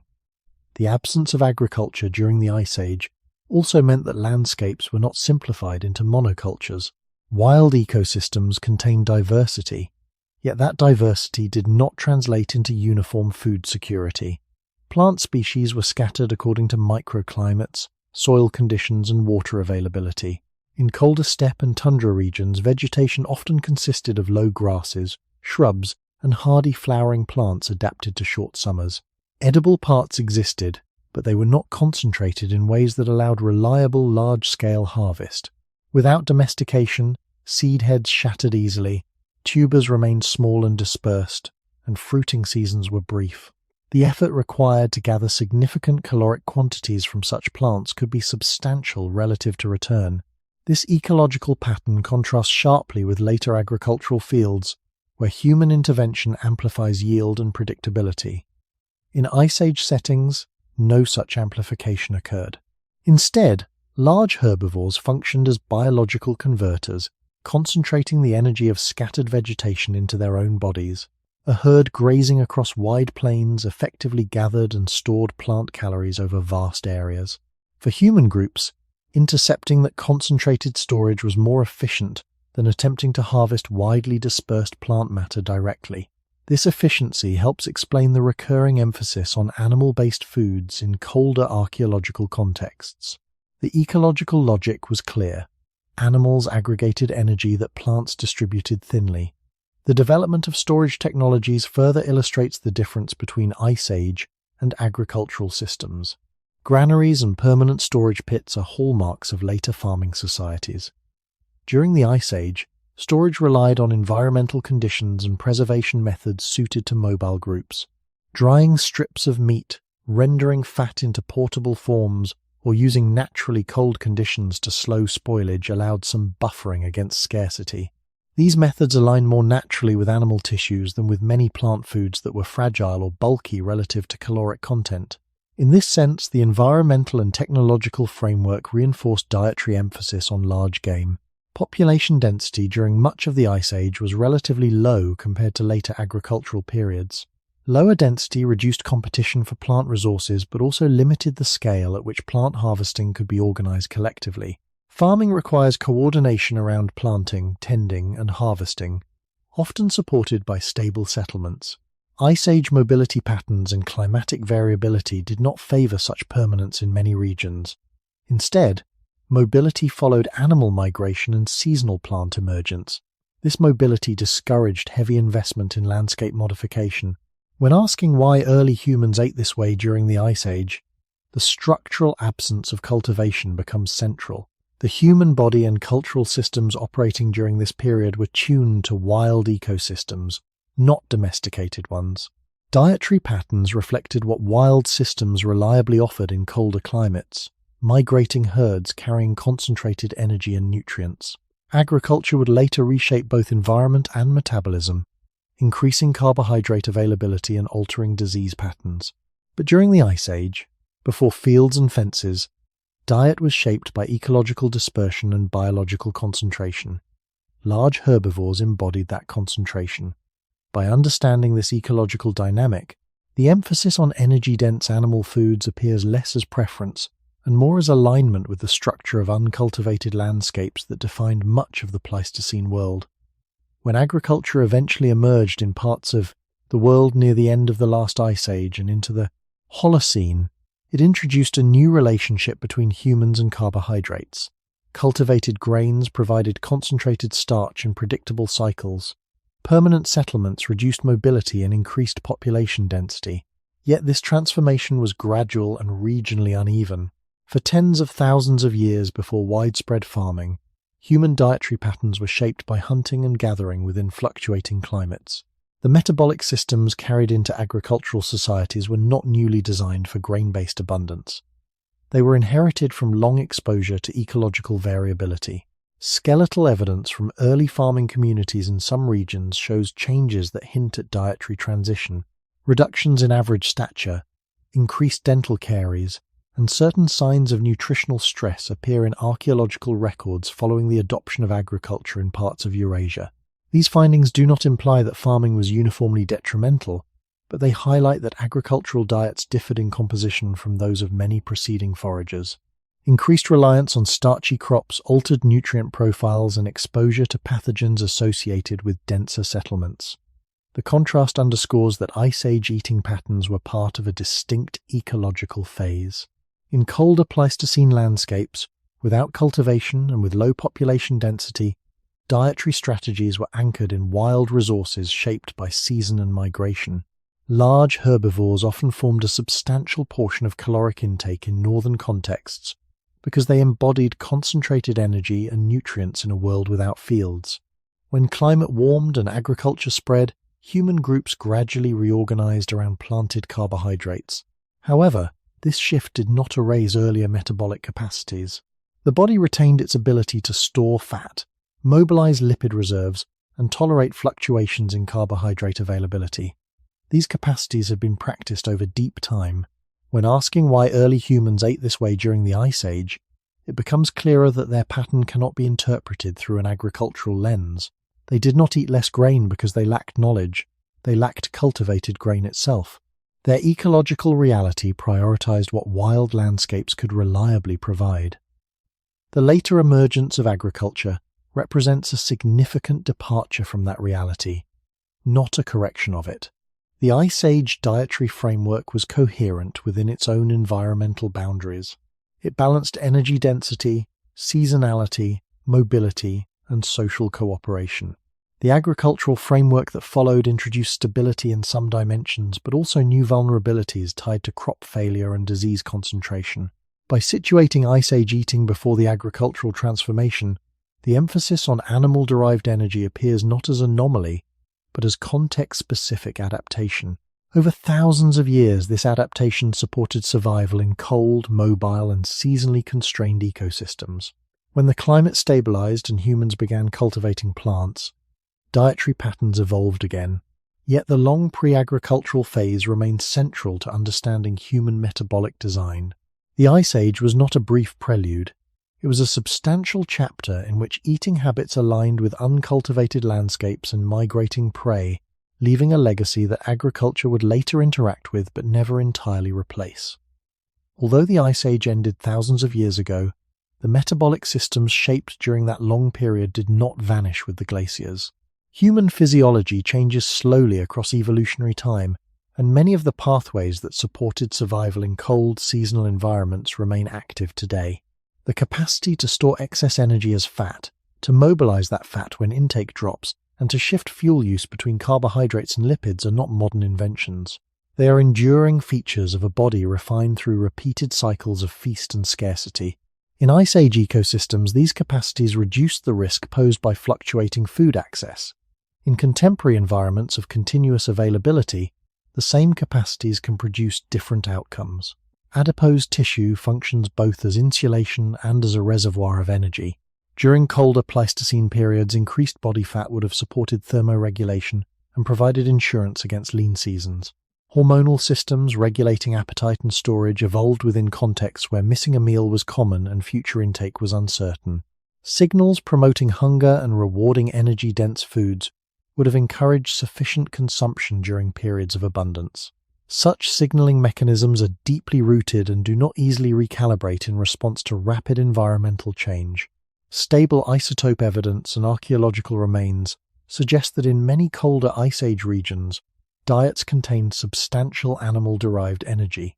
Repeated reliance on fat-rich tissues would have reinforced metabolic flexibility, enabling efficient lipid oxidation when carbohydrate intake was low. This flexibility is observable in modern humans as well, particularly during fasting or carbohydrate restriction. When the body transitions to greater fat utilization, the ability to sustain cognitive function during such transitions likely offered advantages in unpredictable climates. When asking why early humans ate this way during the Ice Age, it becomes evident that their dietary emphasis interacted continuously with metabolic architecture. They did not merely consume what was available. Their bodies responded to and were maintained by that consumption pattern across generations. The end of the Ice Age introduced climatic stabilization in many regions, yet evolutionary timescales extend far beyond a few thousand years. The metabolic systems forged under conditions of variability remain present, even as agricultural and industrial transformations alter food landscapes rapidly. This persistence does not imply that modern diets should replicate Ice Age patterns, but it does highlight continuity. The body that now encounters year-round carbohydrate abundance once navigated environments where such abundance was rare or seasonal. Mechanisms promoting energy storage and preference for calorie-dense foods are easier to understand when placed against a backdrop of repeated scarcity. In the Ice Age world, these mechanisms enhance survival. Today, in contexts of constant access, they may contribute to new challenges. The connection between past and present does not reduce to simple cause and effect. Instead, it reflects deep temporal layering. Human metabolism carries memories encoded not in conscious thought, but in hormonal responses and cellular pathways. These pathways were practiced under cold skies, during migrations, and through long winters when energy security depended on efficient storage and mobilization. By recognizing this continuity, the question of why early humans ate this way during the Ice Age extends beyond archaeology. It becomes part of understanding how ancient ecological pressures still echo quietly within the body's regulation of hunger, storage, and fuel use in a very different world. Appetite itself can be viewed as a bridge between ecological past and biological present. Hunger is not only a signal of empty stomach, it is shaped by hormonal systems that evolved under conditions of uncertainty. In Ice Age environments, missing opportunities to consume energy-dense foods carried real risk. When a large animal was successfully hunted, consuming substantial portions, especially of fat-rich tissues, would increase immediate survival and future security. Hormones such as leptin and ghrelin, which regulate satiety and hunger, respond to energy stores and intake. Their interaction reflects an ancient balancing act between scarcity and sufficiency. In seasonal climates, appetite likely fluctuated with availability, encouraging higher intake during periods of abundance and tolerating reduced intake during scarcity. The body's reward pathways also play a role. Energy-dense foods activate neural circuits associated with pleasure and reinforcement. This activation is not accidental. It encourages repeated consumption of resources that historically improved survival odds. In Ice Age contexts, preference for fatty animal tissues would align with this reinforcement system. Fat provided sustained calories, supported thermoregulation, and could be stored for later use. The pleasure associated with such foods would increase the likelihood of adequate intake when available. Modern neuroscience identifies dopaminergic pathways involved in food reward, yet these pathways evolved long before refined sugars and industrial fats. They were calibrated in environments where caloric density was valuable and intermittent. The concept, sometimes described as a thrifty phenotype, proposes that metabolic systems favor efficient energy storage in response to unpredictable supply. While the exact mechanisms remain complex and influenced by multiple factors, the broader idea aligns with Ice Age variability. Populations repeatedly exposed to cycles of feast and lean would benefit from storing surplus during good seasons. The genetic and epigenetic contributions to such traits are areas of ongoing research, yet the ecological logic is clear. In climates where winter followed summer with regular severity, individuals who could accumulate and conserve energy were more likely to survive and reproduce. When asking why early humans ate this way during the Ice Age, appetite regulation adds another dimension. The inclination to consume high-calorie foods when accessible is not merely cultural, it is entwined with physiological systems shaped under cold seasonal conditions. These systems did not anticipate modern supermarkets. They operated in landscapes where a successful hunt might need to sustain a group through days of storm or scarcity. Today, in environments of continuous access, the same appetite signals can lead to persistent surplus. However, understanding their origin reframes them not as defects but as remnants of adaptation. The Ice Age world rewarded those who responded robustly to energy opportunities. Hormonal systems and neural reward circuits developed within that reward structure. Over thousands of years, such systems became embedded in human biology. The glaciers have retreated, and climates have stabilized in many regions, yet the appetite mechanisms forged under earlier pressures remain active. They connect present behavior to ancient ecology, illustrating how deeply the reasons for Ice Age eating patterns extend into the architecture of human metabolism and motivation. Metabolic flexibility is often discussed in modern physiology, yet its roots extend far into prehistory. The ability to alternate between primary reliance on glucose and greater reliance on fatty acids or ketone bodies allowed early humans to navigate fluctuating availability without catastrophic failure of cognitive function. In Ice Age ecosystems, where carbohydrate-rich plant foods appeared and disappeared with season, such flexibility reduced vulnerability. When intake of sugars and starches declined during colder months, the body could increase fat oxidation, drawing upon both dietary lipids and stored adipose tissue. This transition supported continued brain activity, muscle function, and thermoregulation even when plant-derived glucose was scarce. The evolutionary advantage of this capacity becomes clearer when placed against the backdrop of long winters and intermittent hunting success. Archaeological records reveal repeated emphasis on marrow extraction and comprehensive carcass use in colder regions, implying that lipid-rich tissues were not incidental but central. Repeated consumption of such tissues across generations would continually engage pathways responsible for fat metabolism. These pathways are not exclusive to Ice Age populations. They are shared across modern humans. However, their consistent exercise in seasonal climates likely reinforce their functional importance. Genetic variation among human populations does exist, including differences in lipid metabolism and cold tolerance, yet the core metabolic architecture remains broadly similar. This suggests that the capacity for fuel switching is an ancient inheritance rather than a recent specialization. From a life history perspective, metabolic flexibility also interacts with reproduction and growth. Pregnant and lactating women require additional energy, and infants depend entirely on milk, which itself is rich in fat. In environments where carbohydrate availability fluctuated, the ability to sustain maternal energy supply through fat stores would support infant survival. This intergenerational continuity ties metabolic pathways directly to demographic stability. The Ice Age climate did not eliminate plant foods entirely, but it rendered them uneven in time and space. Flexibility allowed early humans to use carbohydrates when present and rely more heavily on fat when absent. When asking why early humans ate this way during the Ice Age, the answer therefore includes not only what was available, but how the body could utilize what was available across seasons. A pattern emphasizing energy-dense animal foods during certain periods harmonized with physiological systems capable of storing and mobilizing lipids efficiently. Over thousands of years, this harmony would reinforce dietary behaviors aligned with metabolic resilience. In the modern world, where carbohydrate availability is continuous and often excessive, the same flexibility operates under different circumstances. Yet its origin remains tied to earlier ecological demands. The Ice Age landscape repeatedly tested the human capacity to endure variability without losing cognitive clarity or reproductive success. The enduring presence of fuel-switching mechanisms within human biology reflects that testing. They are quiet reminders that the reasons behind Ice Age eating patterns were intertwined with deep physiological capacities that persist long after the glaciers receded.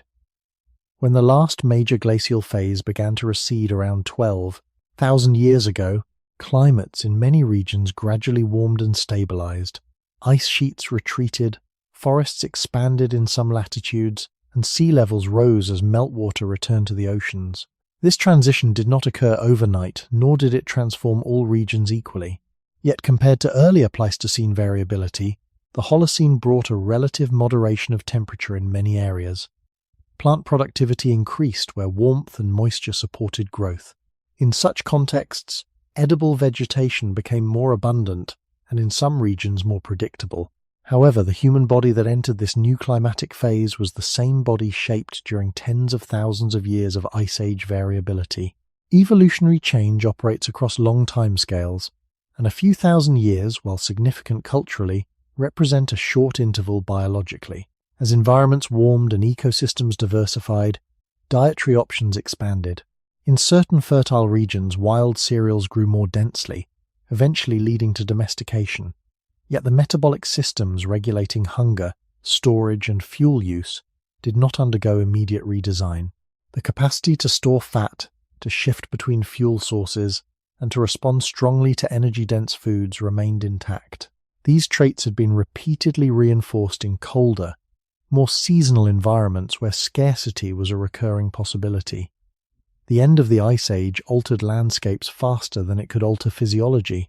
Archaeological evidence from early Holocene sites shows gradual changes in settlement patterns and resource use. Some groups began exploiting plant resources more intensively, leading to experiments in cultivation. Others continued hunting and gathering with relatively minor modification. This diversity underscores that dietary transitions were not uniform. In colder or more marginal zones, reliance on animal resources likely persisted for extended periods. Even where agriculture emerged, it did so gradually, layered atop pre-existing foraging strategies. When asking why early humans ate this way during the Ice Age, and what followed, it is important to distinguish ecological shift from biological redesign. The retreat of glaciers did not erase metabolic pathways forged in earlier climates. Instead, new food environments interacted with inherited systems. Increased availability of starchy crops in agricultural societies provided consistent carbohydrate intake, yet the body's tendency to store surplus energy remained. In contexts where food was no longer episodic but continuous, this tendency could lead to different patterns of body composition than those seen in Ice Age groups. Skeletal remains from early agricultural populations in some regions reveal changes in health markers compared to preceding foragers, suggesting that new diets carried both benefits and challenges. These findings highlight that adaptation is context-dependent. Traits advantageous under one ecological regime may manifest differently under another. The warming climate of the early Holocene opened pathways towards sedentism and farming, yet it did not erase the long prehistory of hunting-based subsistence in cold environments. The reasons behind Ice Age eating patterns were embedded in climate, mobility, and metabolic flexibility. As climate stabilized, those embedded systems encountered new ecological arrangements. The human story at this boundary is not one of abrupt replacement, but of continuity interacting with change. The body that once depended on energy-dense animal foods in a frozen landscape entered a warmer world carrying the same biological toolkit, even as the surrounding environment began to transform in ways that would reshape diet once again. As climate stabilized in the early Holocene, human populations in some regions began experimenting with more permanent settlement. Rivers that no longer froze as extensively supported longer stays near water sources. Forests expanded into territories that had previously been open steppe. In these changing landscapes, the spectrum of edible plants broadened in certain zones. Wild cereals grew in denser stands, and repeated harvesting may have gradually encouraged traits favorable to domestication. Yet even as these ecological opportunities emerged, the behavioral and metabolic patterns formed during the Ice Age did not simply dissolve. Groups that had long relied on mobility and large animal hunting adjusted incrementally rather than abruptly. Archaeological evidence from transitional periods shows continued hunting of wild game alongside increasing plant exploitation. In many areas, animal bones remain prominent in early Holocene layers, indicating that large herbivores continued to contribute significantly to diet, even as plant use intensified. This coexistence suggests that dietary change was additive before it became transformative. Carbohydrates from cultivated plants eventually grew in importance where agriculture took root, but the process unfolded unevenly across geography and time. Some populations maintained predominantly foraging lifestyles for millennia after farming appeared elsewhere. The metabolic framework inherited from Ice Age ancestors encountered new patterns of intake. Increased carbohydrate availability altered daily fuel use, yet the underlying capacity to store fat and switch fuels persisted. This persistence can be understood through evolutionary tempo. Genetic adaptation to new dietary regimes does occur, as seen in traits such as lactase persistence in some pastoral populations. However, such changes develop over extended periods and are often region-specific. The broader architecture of human metabolism remains shaped by deep time rather than recent millennia alone. When asking why early humans ate this way during the Ice Age and what followed, it becomes clear that agricultural adoption did not reset the biological clock. Instead, it layered new habits onto an existing physiological base. The body's regulatory systems, attuned to scarcity and variability, now operated in environments of increasing predictability. In some contexts, this shift supported population growth and cultural complexity. In others, it introduced nutritional imbalances and health challenges reflected in skeletal remains, including dental decay associated with higher carbohydrate intake. The archaeological record thus captures both continuity and transformation. Large animal hunting remained significant for extended periods even in warming climates, while plant foods gained prominence where cultivation became viable. The Ice Age had established patterns centered on energy density, mobility, and cooperation. The Holocene introduced stability that encouraged new forms of subsistence, yet it did not erase the earlier template. Instead, human societies negotiated between inherited metabolic capacities and emerging ecological opportunities. The reasons behind Ice Age eating patterns remain relevant in this negotiation. They explain why metabolic systems responded as they did when confronted with novel abundance. The end of glaciation marked the beginning of a new chapter in human dietary history, but it was written with biological ink laid down across tens of thousands of years in colder, more variable worlds. As the Holocene unfolded and agriculture expanded in certain regions, a gradual divergence emerged between ecological context and inherited metabolic design. Farming enabled more predictable harvests, supporting larger populations and permanent settlements.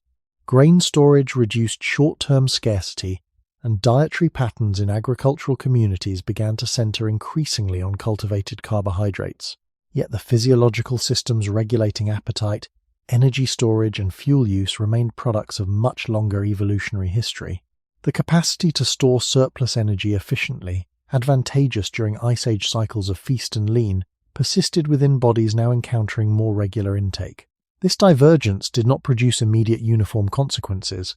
Agricultural societies varied widely in crop diversity, animal domestication, and environmental conditions. Some regions maintained mixed economies that included hunting, herding, and farming. Others relied heavily on one or two staple grains. Skeletal evidence from early agricultural populations in parts of the Near Eastern Europe shows signs of dietary narrowing, including increased dental caries and changes in bone structure compared to preceding foragers. Such findings suggest that while farming provided caloric stability, it also introduced new nutritional profiles and health dynamics.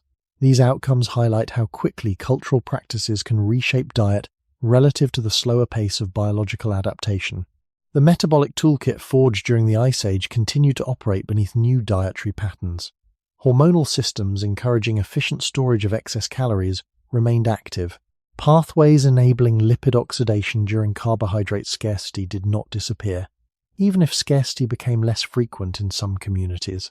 In this sense, the end of the Ice Age did not close the chapter on earlier eating patterns. It repositioned them within a transformed environment. The body that had navigated seasonal variability now confronted more stable, and sometimes more carbohydrate-rich, conditions. Over generations, natural selection would act on traits relevant to agricultural life, yet such changes unfolded gradually and unevenly across populations. When asking why early humans ate this way during the Ice Age, and what that means after glaciation, it becomes evident that dietary patterns are layered. Ice Age subsistence strategies were coherent responses to cold, mobility, and animal migration. Agricultural strategies were coherent responses to climatic stability and plant domestication. The continuity lies in the body's underlying regulatory systems, which bridged both worlds. Modern humans carry this bridge within them. The retreat of glaciers altered landscapes and cultural possibilities, but it did not instantly rewrite metabolic code. Instead, new diets interacted with established physiology, sometimes harmoniously and sometimes producing tension. The long Ice Age had ingrained patterns of energy storage and flexible fuel use that persisted as silent participants in subsequent dietary transitions. Understanding this persistence deepens appreciation for the depth of time embedded in human metabolism. The Ice Age was not merely a distant environmental episode. It was a formative context that shaped biological responses carried forward into agricultural and later industrial eras. In recognizing this continuity, the reasons behind Ice Age eating patterns extend beyond their own epoch, influencing how inherited physiology encounters ever-changing food landscapes. In the modern world, food is often available without seasonal interruption.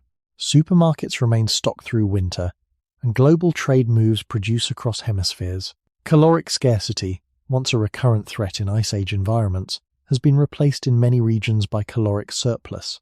Yet the biological systems that evolved under conditions of variability still operate beneath this abundance. The human body continues to respond strongly to energy-dense foods, continues to store excess intake as adipose tissue, and continues to regulate hunger through hormonal pathways shaped in colder, less predictable landscapes. This contrast between ecological past and present forms a quiet tension. During the Ice Age, large herbivores represented concentrated energy in a sparse environment, seeking and consuming such energy aligned with survival. In modern settings, concentrated energy is accessible with minimal physical effort. Refined sugars and industrial fats deliver dense calories without the mobility and cooperative hunting once required to obtain them. The reward circuits that once encouraged adequate intake before winter now encounter stimuli that exceed ancestral patterns in intensity and frequency. This shift does not imply that modern diets should replicate Ice Age subsistence. It highlights continuity in metabolic design interacting with altered surroundings. Epidemiological data from industrialized societies reveal rising prevalence of obesity, type 2 diabetes, and cardiovascular disease. These conditions are influenced by multiple factors, including lifestyle, socioeconomic context, and medical care. Yet at their core lies energy imbalance over time. The capacity to store fat efficiently, once protective, now contributes to chronic health challenges when intake persistently exceeds expenditure. The Ice Age context clarifies that such storage is not a malfunction. It is a trait forged under pressure to survive unpredictable winters and episodic hunts. In colder Pleistocene ecosystems, failure to capitalize on available fat could carry severe consequences. In climate-controlled modern homes, the same drive operates without the counterweight of seasonal scarcity. When asking why early humans ate this way during the Ice Age, and what that means now, the connection becomes apparent. Their dietary emphasis on energy-dense animal foods was embedded in a framework of high physical activity, environmental exposure, and limited access. Modern food environments decouple energy density from physical cost. This decoupling alters the outcome of inherited appetitive and storage systems. Public health research emphasizes balanced diets rich in diverse plant and animal sources, moderate caloric intake, and regular physical activity. These recommendations reflect contemporary evidence rather than a direct return to Ice Age patterns. However, understanding the deep origins of metabolic regulation provides context. The body that evolved to endure cold and scarcity now navigates warmth and abundance. The same hormonal signals that once prompted adequate winter preparation now respond to constant cues. Recognizing this continuity does not romanticize the past. Ice Age life was marked by hardship and high mortality. Instead, it situates modern health challenges within a longer narrative of adaptation. The reasons behind Ice Age eating patterns illuminate how ecological pressures sculpted metabolism in ways that remain active. In today's world, those sculpted traits meet unprecedented food accessibility. The resulting interaction underscores how deeply human biology remains connected to ancient climates, even as lifestyles and technologies transform the visible landscape around us. Modern dietary patterns are shaped not only by abundance but by processing. Industrial methods concentrate sugars, refine grains, and extract oils in ways that differ fundamentally from the foods available in Ice Age ecosystems. Wild animal tissues consumed by Pleistocene foragers were embedded in a matrix of connective tissue, micronutrients, and variable fat content shaped by natural forage. Plant foods, when eaten, were seasonal, fibrous, and often required laborious preparation. The contrast with highly processed modern foods lies in both structure and context. Refined carbohydrates deliver rapid glucose spikes without the buffering effect of fiber or physical exertion required to obtain them. Extracted fats can be consumed in quantities that far exceed what hunting or gathering would yield in a single day. The metabolic systems forged under conditions of physical effort and episodic access now encounter energy-dense products that require little movement to acquire. This shift amplifies the tension between inherited physiology and altered ecology. During the Ice Age, obtaining concentrated energy involved risk and coordination. A successful hunt required tracking, tool use, and cooperation. Energy expenditure was tightly coupled with energy acquisition. In contemporary environments, the coupling is weakened. Caloric intake can exceed expenditure without the ecological checks once imposed by cold, distance, and uncertainty. Hormonal pathways regulating hunger and satiety still respond to energy density, yet they evolved in settings where excess was temporary and often followed by scarcity. Public health research shows that diets high in refined sugars and ultra-processed foods are associated with increased risk of metabolic disorders. These associations do not suggest that ancient diets were universally optimal or that modern life should replicate Pleistocene subsistence. Rather, they indicate that rapid dietary transitions can outpace slower biological adaptation. The Ice Age context provides perspective on why certain metabolic responses persist. Preference for calorie-dense foods, efficient fat storage, and flexible fuel use were adaptive under seasonal and cold constraints. In modern contexts, without corresponding physical demands or scarcity intervals, the same traits can contribute to chronic imbalance. When asking why early humans ate this way during the Ice Age, and what it implies now, the answer extends into food structure and lifestyle. Early humans consumed whole animal tissues and wild plants within a framework of movement and exposure. Modern populations often consume processed derivatives within sedentary environments. The divergence lies not only in macronutrient ratios but in the ecological system surrounding food. Understanding this divergence helps explain why contemporary nutritional guidelines emphasize whole foods, moderation, and physical activity. Such guidance aligns more closely with the energy balance and variability under which human metabolism evolved. The Ice Age was marked by cold winds and migrating herds, not packaged products. Yet the biological systems honed in that world remain active in this one. Recognizing the difference between ecological context and inherited physiology deepens comprehension of modern dietary challenges.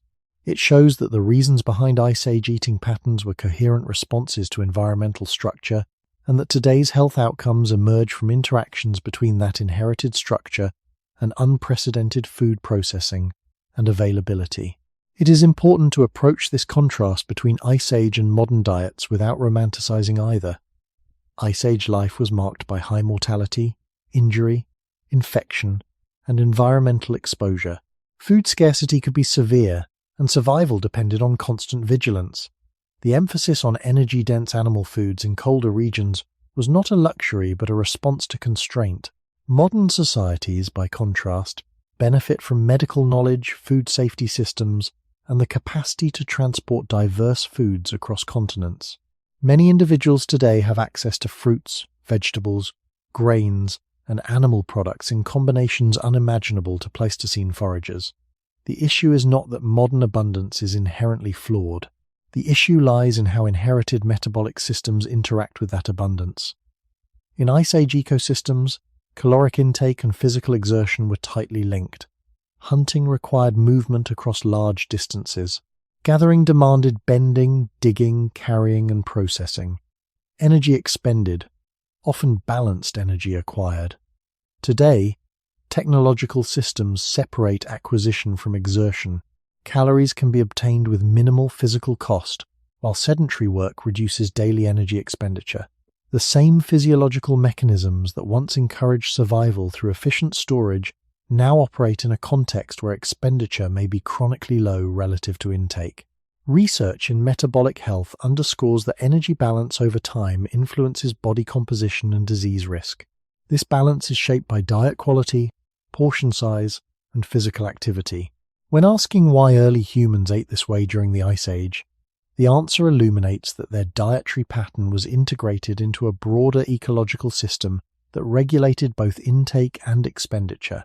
Energy-dense animal foods were offset by the effort required to obtain them and by the environmental constraints limiting frequency. Modern diets often decouple these factors. Highly palatable foods are accessible continuously, and physical movement can be minimal.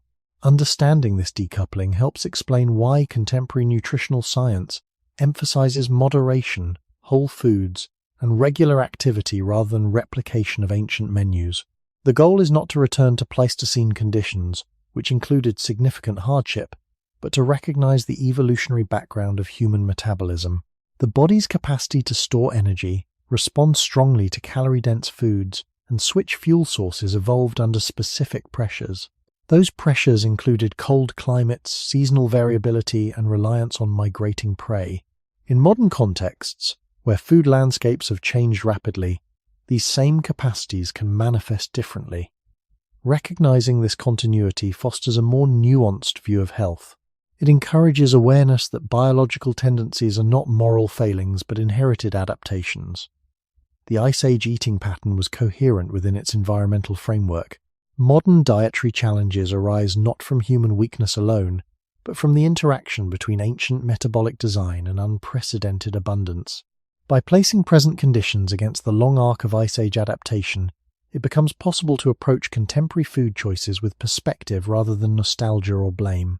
The reasons behind Ice Age eating patterns thus extend beyond historical curiosity, offering insight into how deeply the past remains embedded within everyday physiological responses in a world transformed by technology and agriculture. If we step back from tools, bones, and metabolic pathways, the broader outline becomes visible. For tens of thousands of years, humans lived within climates defined by cold cycles, shifting glaciers, and open steppe landscapes. In many of those regions, edible plants were seasonal and dispersed. Large herbivores moved across wide territories, storing the energy of grasses within their own tissues. The human body, carrying a large brain and a long developmental period, required steady fuel in environments where that fuel was not always easy to secure. Eating during the Ice Age was therefore not guided by preference in the modern sense. It was guided by constraint, by the physics of cold air, by migration routes etched across plains, and by the metabolic cost of remaining warm and alert. Archaeological evidence shows repeated extraction of marrow, transport of fat-rich limb bones, and organized communal processing around hearths. Isotopic analyses reflect significant reliance on animal-derived nutrients in many colder contexts. These material traces converge on a pattern shaped by environment and physiology together. Energy density mattered. Reliability mattered. Seasonality mattered. Social cooperation mattered. The result was a dietary structure that often centered on comprehensive use of large animals, supplemented by plant foods when climate and geography allowed. This pattern unfolded across generations who learned landscapes as carefully as they learned language.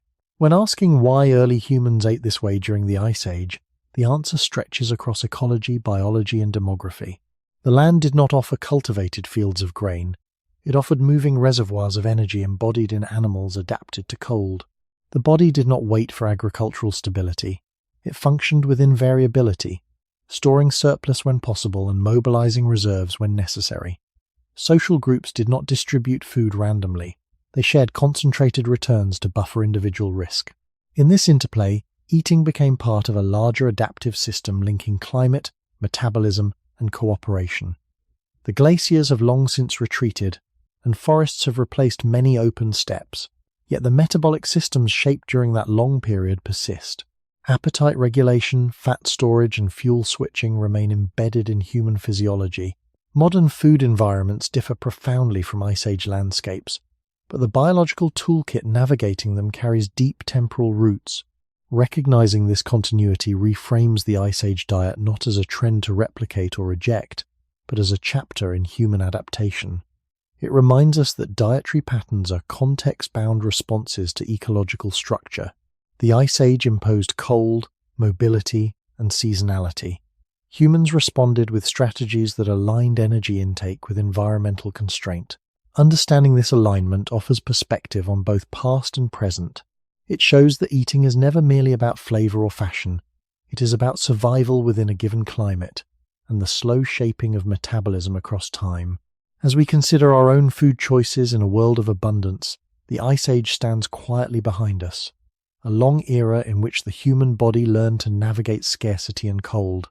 Across this long history, one detail becomes increasingly clear. The Ice Age diet was not a prescription but a response. It did not arise from ideology, nor from a belief about what humans should eat. It emerged from a landscape defined by cold winds, compressed growing seasons, and migrating herds. In that landscape, energy moved through ecosystems in particular ways. Plants converted sunlight into scattered biomass. Large herbivores concentrated that biomass into dense tissue. Humans, with their large brains and cooperative social systems, learned to intercept that concentration. This chain was ecological before it was cultural. Over thousands of years, repetition reinforced understanding. Knowledge of when animals carried more fat, of which bones held the richest marrow, and of how to preserve meat through freezing or drying became embedded in tradition. These traditions were not abstract dietary rules. They were practical strategies passed across generations facing similar climatic pressures. The Ice Age environment did not reward waste. It rewarded thoroughness. Comprehensive use of animal bodies, muscle, fat, organs, marrow maximized return on effort. The archaeological records' consistent signs of marrow extraction and organized butchery reflect this principle. At the same time, plant foods were gathered when available, particularly in warmer seasons or more temperate zones. The pattern was flexible but structured by availability and reliability. When we reflect on why early humans ate this way during the Ice Age, we see that their choices were bounded by ecology and guided by physiology. Their metabolism required steady fuel. Their climate restricted certain resources. Their social systems amplified the benefits of large divisible energy sources. Eating was therefore integrated into survival at every level: environmental, biological, and communal. The importance of this integration lies not in recreating ancient menus, but in understanding adaptation. Humans did not thrive in Ice Age climates because they followed a fixed diet. They thrived because they aligned intake with what the environment reliably provided. That alignment demanded observation, cooperation, and metabolic resilience. Modern environments differ profoundly, yet the principle of alignment remains relevant. When ecological conditions change rapidly, as they have since the end of the Ice Age, inherited biological systems may encounter new challenges. Recognizing the long arc of adaptation encourages humility. It reminds us that dietary patterns are shaped by context, not by timeless doctrine. The Ice Age chapter demonstrates how climate, geography, and physiology converge to form coherent eating strategies. It also illustrates how slowly biological systems adjust compared to cultural innovation. Over tens of thousands of years, Ice Age conditions refined patterns that balanced energy density, seasonality, and social sharing. Those refinements did not disappear when glaciers melted. They persist in appetite signals, storage mechanisms, and fuel flexibility. In contemplating this history, the question extends beyond what was eaten. It touches on how humans adapt to changing worlds. The Ice Age was one such world, vast and cold. Within it, early humans found a way to meet their metabolic needs through cooperation and ecological awareness. That achievement, grounded in constraint, remains a testament to the deep connection between environment and diet across the span of human time. In the end, the question of why early humans ate this way during the Ice Age leads back to a simple but profound reality. Human survival has always been negotiated with climate. The Ice Age did not present a menu, it presented limits. Within those limits, early humans aligned their bodies, tools, and social systems with what the land consistently offered. Large herbivores moved across open plains, carrying within them the energy of scattered grasses. Cold winds increased the body's demand for fuel. Long childhoods and extended lifespans required reliable nourishment shared across generations. The pattern of eating that emerged was not extreme within its own context. It was measured against necessity. It balanced energy density with seasonality and cooperation with risk. Archaeological traces, fractured bones, hearth-centered camps, isotopic signatures quietly confirm this alignment. Biological systems, fat storage, flexible fuel use, appetite regulation reflect the same pressures. Together they reveal a long chapter in which environment and physiology were tightly coupled. The glaciers eventually retreated, forests expanded, and agriculture reshaped landscapes. Yet the metabolic framework forged under cold and variability did not vanish. It traveled forward, encountering new climates, new technologies, and new forms of abundance. This continuity invites reflection rather than nostalgia. Ice Age life was difficult, often harsh. Modern life offers stability and medical advances unimaginable to Pleistocene foragers. The value of understanding Ice Age eating lies not in imitation but in awareness. It reminds us that dietary patterns are contextual adaptations. What was appropriate under shifting ice and migrating herds may not be identical to what is appropriate in climate-controlled cities. At the same time, inherited physiology does not reset instantly when environments change. The body carries deep-time solutions to ancient problems, and those solutions interact with present conditions in complex ways. Recognizing this interaction encourages a more patient view of nutrition and health. Instead of framing dietary tendencies as failures, they can be seen as echoes of survival strategies shaped across millennia. The Ice Age was a vast experiment in human endurance. Within it, early humans learned to read landscapes, to cooperate in pursuit of energy-dense prey, and to store and mobilize fuel across seasons. Their eating pattern was one thread in a broader fabric of adaptation linking climate, biology, and culture. As we look at our own food environments, the ancient question remains quietly relevant. In a world so different from the frozen plains of the Pleistocene, how can inherited metabolic design and modern ecological reality find a new alignment?